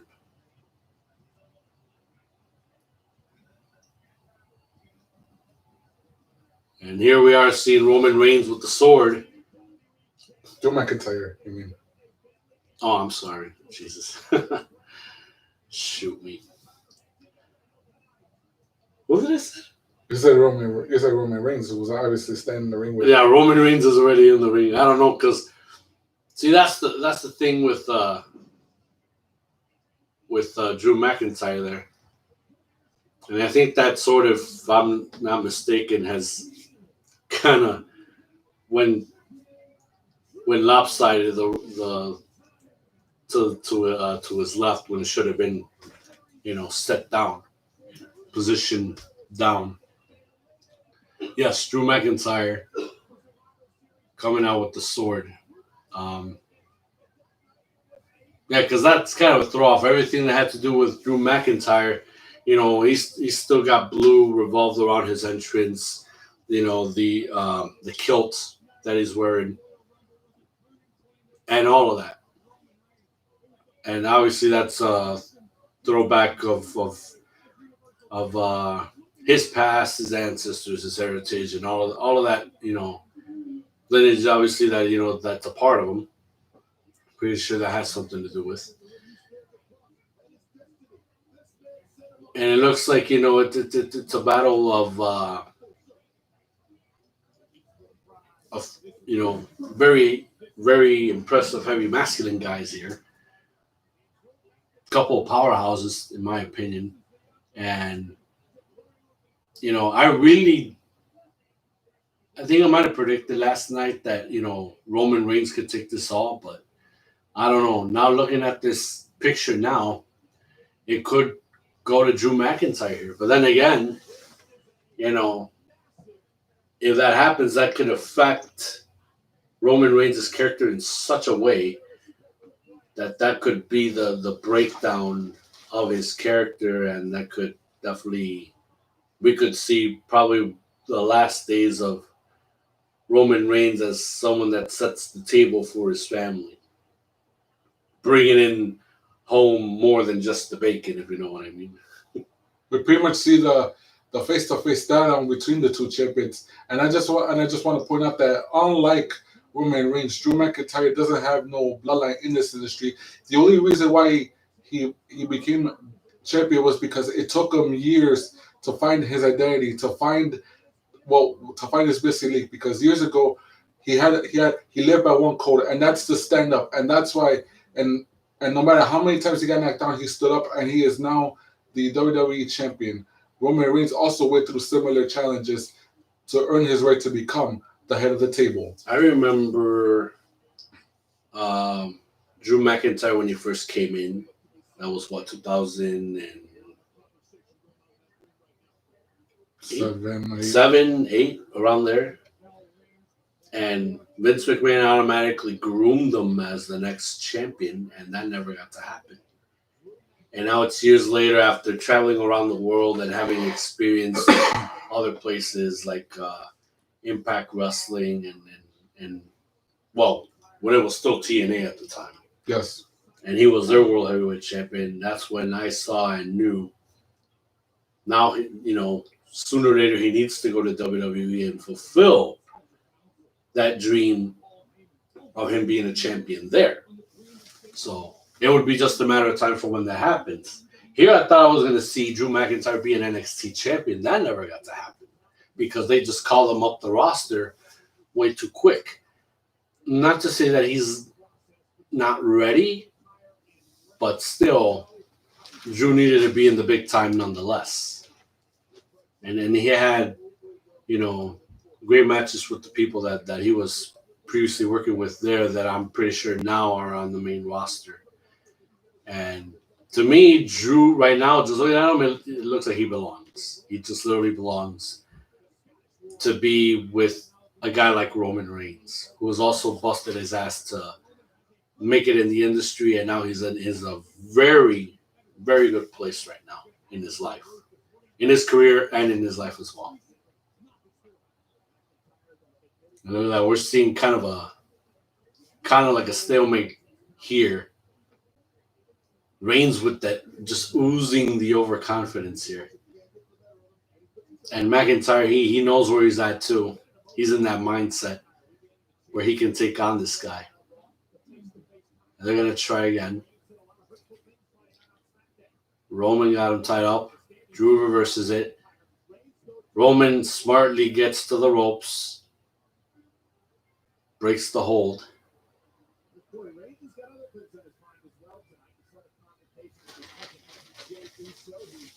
They're just pretty much testing it out here. Like a Drew trying to get at Roman, trying a little mind game here. That's it. And here's another collar and elbow by these two champions, and it just goes to show that these men know each other.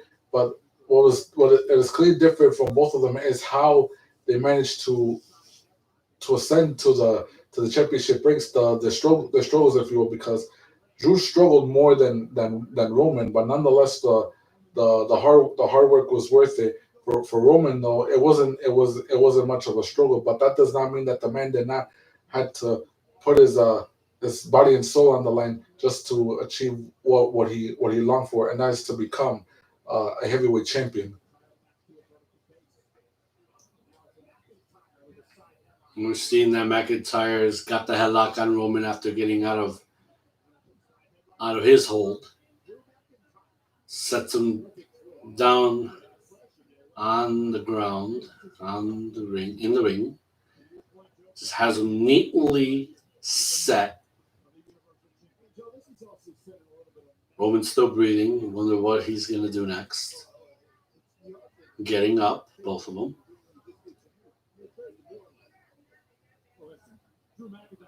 And Roman, of course, right to the rope. Toss him in. Shoulder lock right there. And back on the rope. And Roman with a forearm to the side of the face of McIntyre. And another shoulder block from the WWE champion that gets Roman out of there. Now that's going to make him want to rethink his strategy.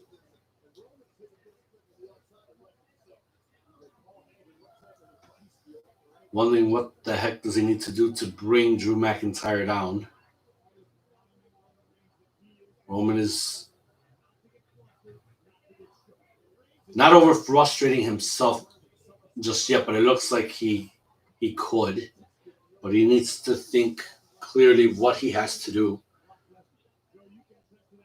to overstep the WWE champion here. One thing for sure. And look at Drew. It's like, you're still thinking? Come on, get your ass back in the ring. One thing for sure. Roman is not gonna underestimate Drew, not even in the slightest. Drew feels he's got the upper hand here. It's got to take something good for Roman to pull, where he can have the momentum shift back to his side.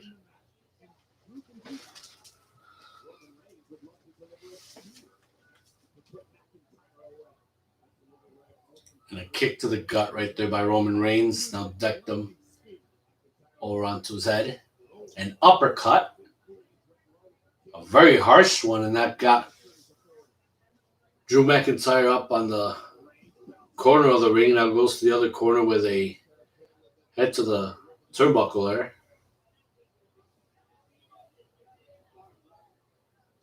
Dex Drew McIntyre down.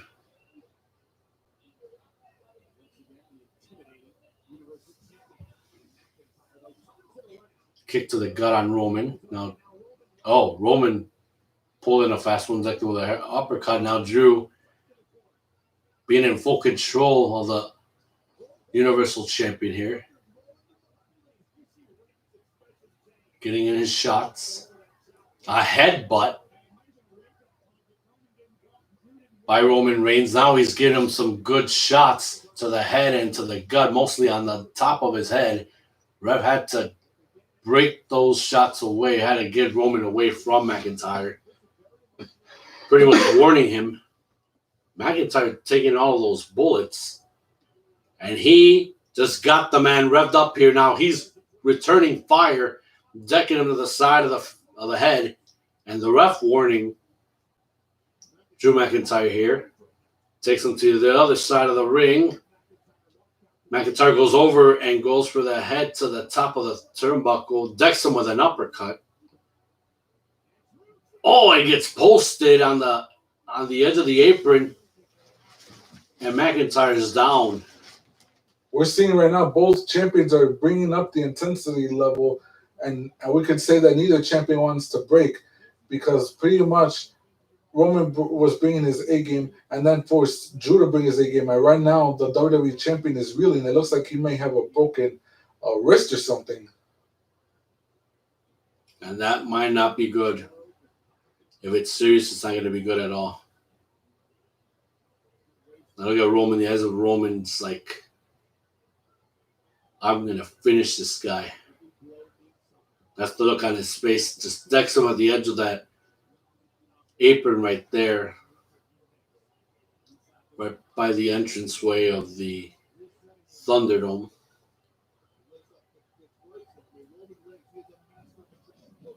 And he gets splashed by the steel steps.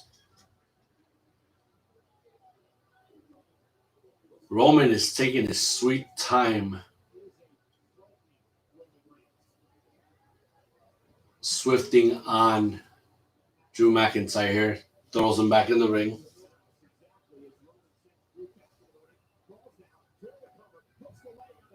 Goes for the cover. Only gets a 2 count.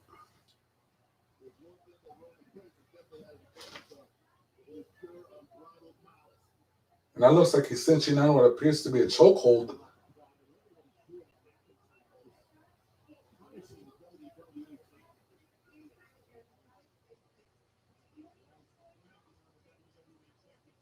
And now trying to mount a comeback here.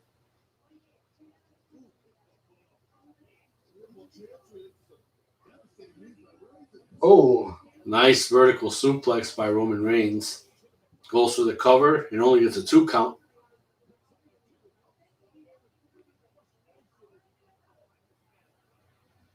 Roman's just taking it very chill, very relaxed. He's not losing his head over this. He's just something will pop into him where he can see what he's got to do to put Drew McIntyre down. And now he's decking him. Now he's getting the edge of his elbow right into the face of Drew McIntyre. Goes for the cover, only gets 2 count again.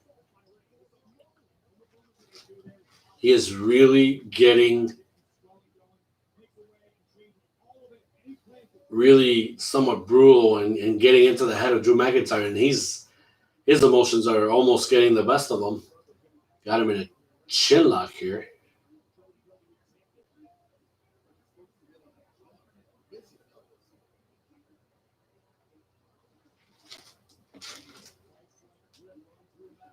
Drew's got to get up here, and he's starting to do so. And and Roman just tosses him down. Referee's already arguing with Roman. That's the last thing he wants to do. I know it's getting somewhat physical, but I know the ref is trying to call it the best way possible, but these guys are just too much for one another. Drew McIntyre already pummeling Roman Reigns with those fists. Look at that. Just pops up with that mid-air clothesline, goes for the cover, and again a 2 count. Now Roman is going to start to get frustrated here. He's pretty much seen what Drew can do. I mean, we pretty much the last time we saw Drew was on that ring, nearly nursing a broken wrist. But the man is pretty much proving why he is the WWE champion, and pretty much in the question here tonight, can he defeat the head of the table to prove why he could be the champion of champions here in the entire WWE? Got him back in that chin lock. Right in the middle. Trying to get him to tap, to give up. McIntyre says no.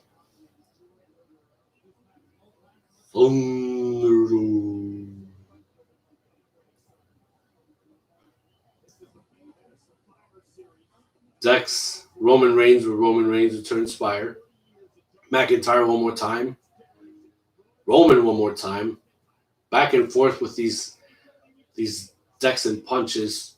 Roman kicks Drew McIntyre down. Clothesline from Drew McIntyre, another one. And the champ is going to work. Look at that overhead suplex. Amazing by Drew McIntyre. That is just awesome stuff. Neck breaker from the WWE champ. And look at that athleticism. A little shades of HBK in Drew McIntyre once he flips to get back on his feet. And he wants to finish this already. At least wants to go for a Claymore kick maybe. But don't discount the head of the table. But I'm still thinking that he's got to have a plan in place, or maybe the Usos might come in and interfere. Oh, he was going to go for a double arm DDT. Roman tried to carry him up. Gets elbowed there.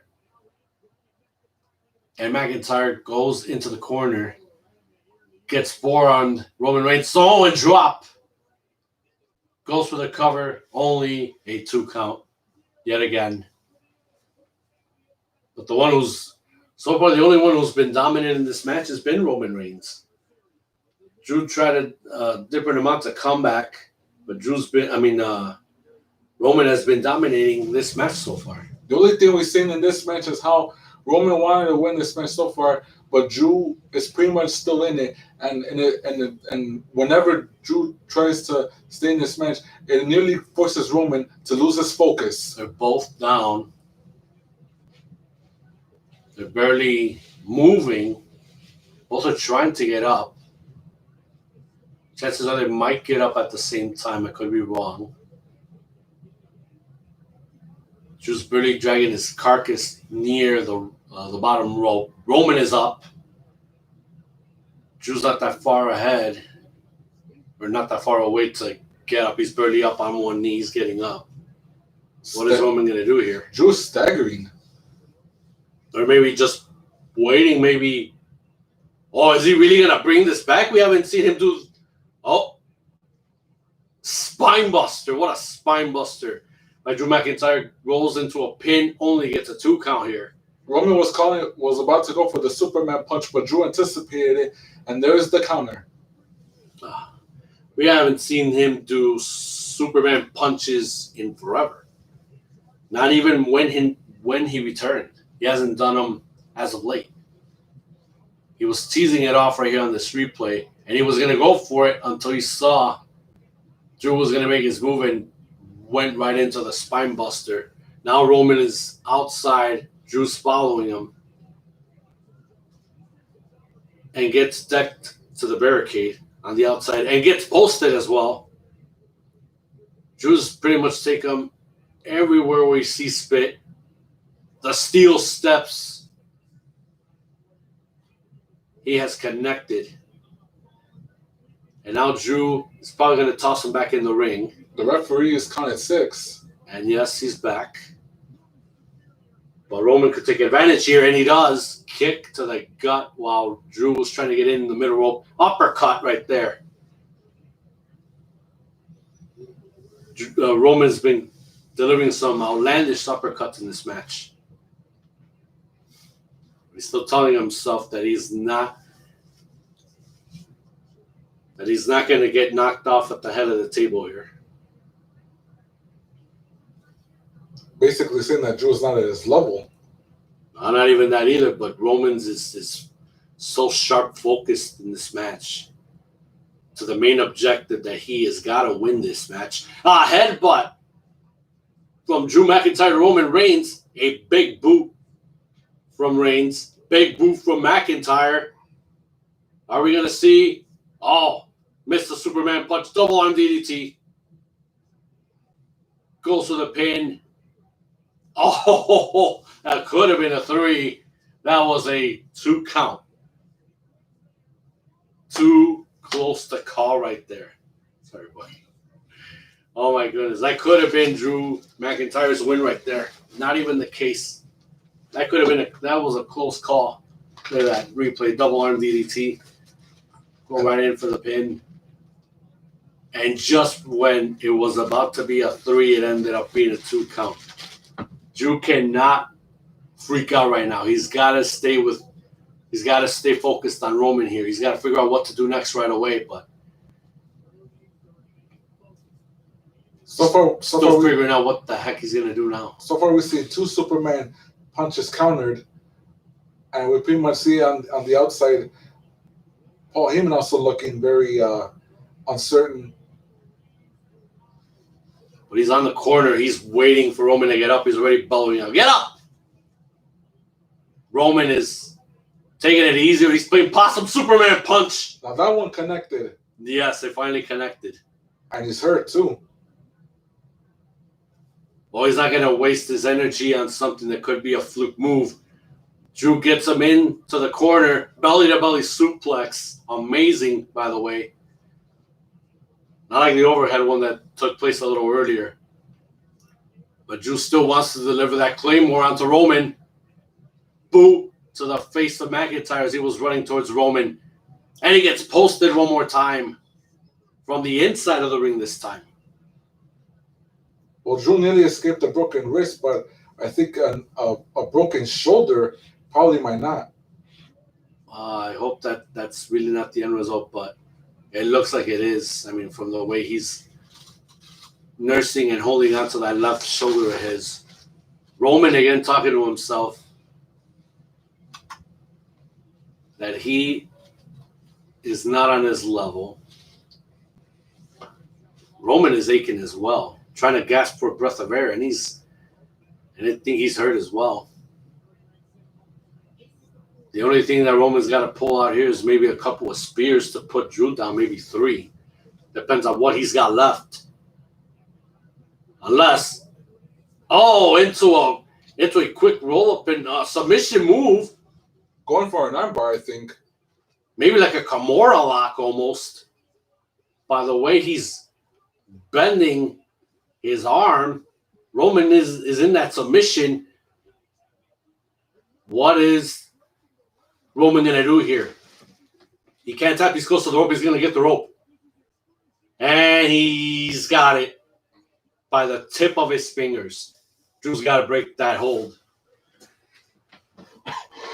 The question now is, has the damage been done to Roman Reigns here? Or does he have enough to pull another move out of his bag of tricks? Well, one thing for sure is that Raw is pretty much leading in the scoreboard. And Drew just can't wait to carve another notch for Team Red. Look at that quick grab right there, leading him into that submission move. That was awesome by Drew McIntyre. Samoa drop onto the table. The table didn't break. The announcement table, that is. And Roman was just waiting for McIntyre to come to him. My goodness. Another Samoan drop. And is this one going to crack it? It does. The announcement table has been broken. Like, who cares? But these guys are wasting each other immensely. Hey, you just We apologize for that. It's all, but nonetheless, it's all on the line. Which champion or which champion will represent its brand here? Will it be Roman and SmackDown? Will it be Drew and Raw? But no doubt about it, these two champions are giving it their all to each other. But no doubt about it, only one champion will emerge victorious. Am I right? Samoan just broke the count from the referee. Roman spear! Oh, on by the barricade. Oh, he just was waiting for Drew to get up, just to have himself stationed on that spot. And I think now he's gonna go for the count, cover, 2 count. Not enough damage. Just simply not enough damage. I'll give that one to Roman, though. He's been waiting patiently to see how Drew was going to position himself coming up from that Samoan drop onto the table. We're seeing the replay here. That was the final crack, the second Samoan drop right there. And then right after that, the spear through the barricade. And then try to pin Drew McIntyre for the win and only got a 2 count. So the damage has been set right there. How much more can Roman set to completely win this match? But yeah, how much more can Drew take? Well, that's true. Drew has taken. He's not taking a lot, but he's taking some serious slumps here. He's taking some serious damage. He's trying to get back up. Sheer will is only showing what Drew has in him still inside. Gonna go for another spear. Only got a kick right there. Maybe. Oh, a spear right there. Is that a 1, 2? No. 2 spears, no soap. Roman can't believe it. So am I surprised some of the virtual fans in the WWE Universe can't believe it? Look at that spear. Here I thought he was going to go for a Claymore kick. It looked like he was, but it was expected that a spear would happen and only got a 2 count.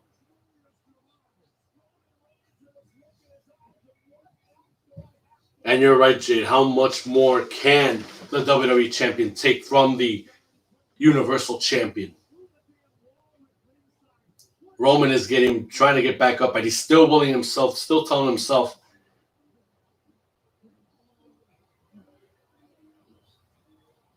that this belongs to Roman Reigns, that this domain belongs to him. He's just telling himself that he owns this, that it's his, that he's got this, that it belongs to him.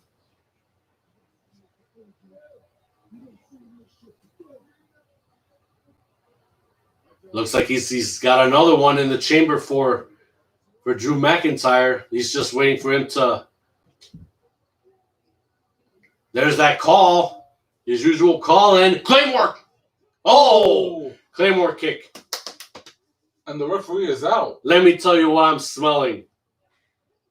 Bring out the Usos. They're going to do damage here. They're going to try to make up for Roman Reigns. That's what I'm expecting here. Something's got to give here. I hear wait a minute. That's Jay. That's Jay. That's Jay coming in. I was expecting both, but Jay came in. And Drew's calling for another referee.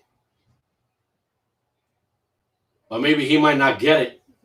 Roman is still down. He sees the boots of the WWE champion. And low blow. Jay took advantage of the super kick, and he's still on his feet. Superman punch. Second one of the night.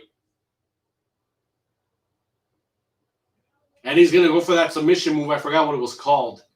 But we've seen this from Roman. But the bad part is there's no referee to check on Drew if he quits. But he's passing out here. But there is no referee to make this call. Oh, there's another referee. And Drew's getting in Drew's mind his second win. He's back on his feet. Oh, he's down. But is that it? Is he out? Ref calls it. Roman wins.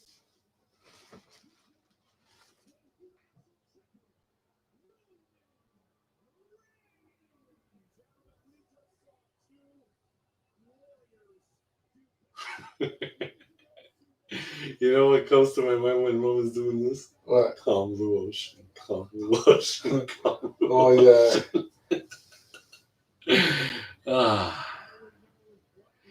This has been another physical match, another good one. I'm telling you, from both guys.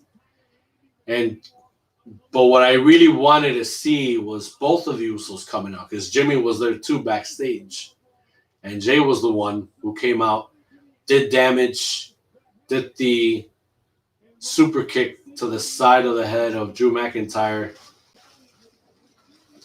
And it led, as we're watching the replay, led to this submission move.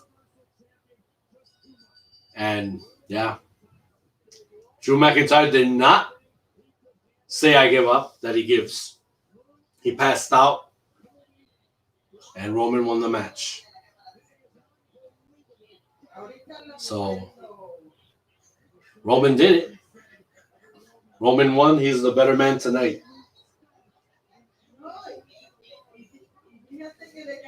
He is the better man tonight. But let me just say that I'm proud of Drew McIntyre for giving it his fight, for giving it his all, and no one expected this outcome, because I honestly thought that Roman would defeat Drew straight up, but despite the outcome, I gotta say I'm proud of Drew McIntyre for giving it his all in this match. Hats off to both of those guys, man. That was a hell of a match. I don't recall ever calling or predicting who was gonna win this, but I wanted to see what would be the typical thing for this match to go down the way it did, and it has. But unfortunately, only the difference was Jay, of course, got back on Roman's good graces. I'm pretty sure he will now. Wait a minute. He's staring. Oh, he's staring at Jay. Now, what is Roman going to do? Is he going to... What is he going to do? Is he going to ward him? Is he going to punish him? What is he going to do? Because I'm pretty sure Roman, maybe by Paul, told him what Jay did. I say put him on slave duty for a week. That's the least torturous thing you could do to a family member. Yeah. Because Jay realized that he screwed up earlier on with Team SmackDown and Survivor Series. And he's mending that fence. He screwed up. He knows he screwed up. He wants to be in his cousin's good graces. He wants to be back with him. He wants to share the vision that he's got for him, for Jay, and for the rest of the family. And look at that. Look at that. See, now that's family right there. That's family to the bitter end. That's family to the bitter end. No matter how many times Jay screws up, but on the other spec of things, we're seeing Jay as one of the best rising key players for SmackDown. And I think Jay's going to go a long way. This is the beginning of it. Him being a part with Roman Reigns, this is the beginning of it. And Drew's got nothing to be ashamed of. He gave it everything he had. He made it to Survivor Series, despite that he didn't quit, nothing of that. But he made it. He made it all the way, though. He made it all the way. Jade, I believe we're gonna have to cop out of this early. That way we can enjoy the farewell segment to The Undertaker, and of course we're gonna watch the Broken Skull session, the second part of it with Undertaker as well, called The Final Round, from what I understand. So those two items are going to be very good back to back, and we can't wait to hear what Mark Calloway has to talk about in this episode of One More Round of the Broken Skull session. So ladies and gentlemen, for those of you that have joined us on and off, again, we apologize for all of this interruption. This is not the way we wanted to go down. I'll be reading the feedback, You know, we got 4 likes, 5 dislikes. At least you're all being honest about it. We apologize for all of this. But we gave you our humble opinion about Survivor Series nonetheless. And you guys who are still watching this, thank you very much. Enjoy what's left of Survivor Series with the farewell to The Undertaker. And of course, if you're going to watch the Broken Skull Sessions, do so. I'm pretty sure that's going to be exciting as well. So until then, guys, thank you very much for joining us. Have a great night. Hope that you can join us for this Saturday of another episode of the Wrestling Weekend Recap. Until then, it's been a pleasure. Thank you very much for joining us. Have a great night. And have a good holiday too. Yes, happy Thanksgiving to every one of those that have subscribed to us, that have been with us from the get-go. You guys are awesome. Thank you very much, guys. Have a great night. Still stay safe. Be masked up. Peace out. And peace and love worldwide. Thank you very much for joining us.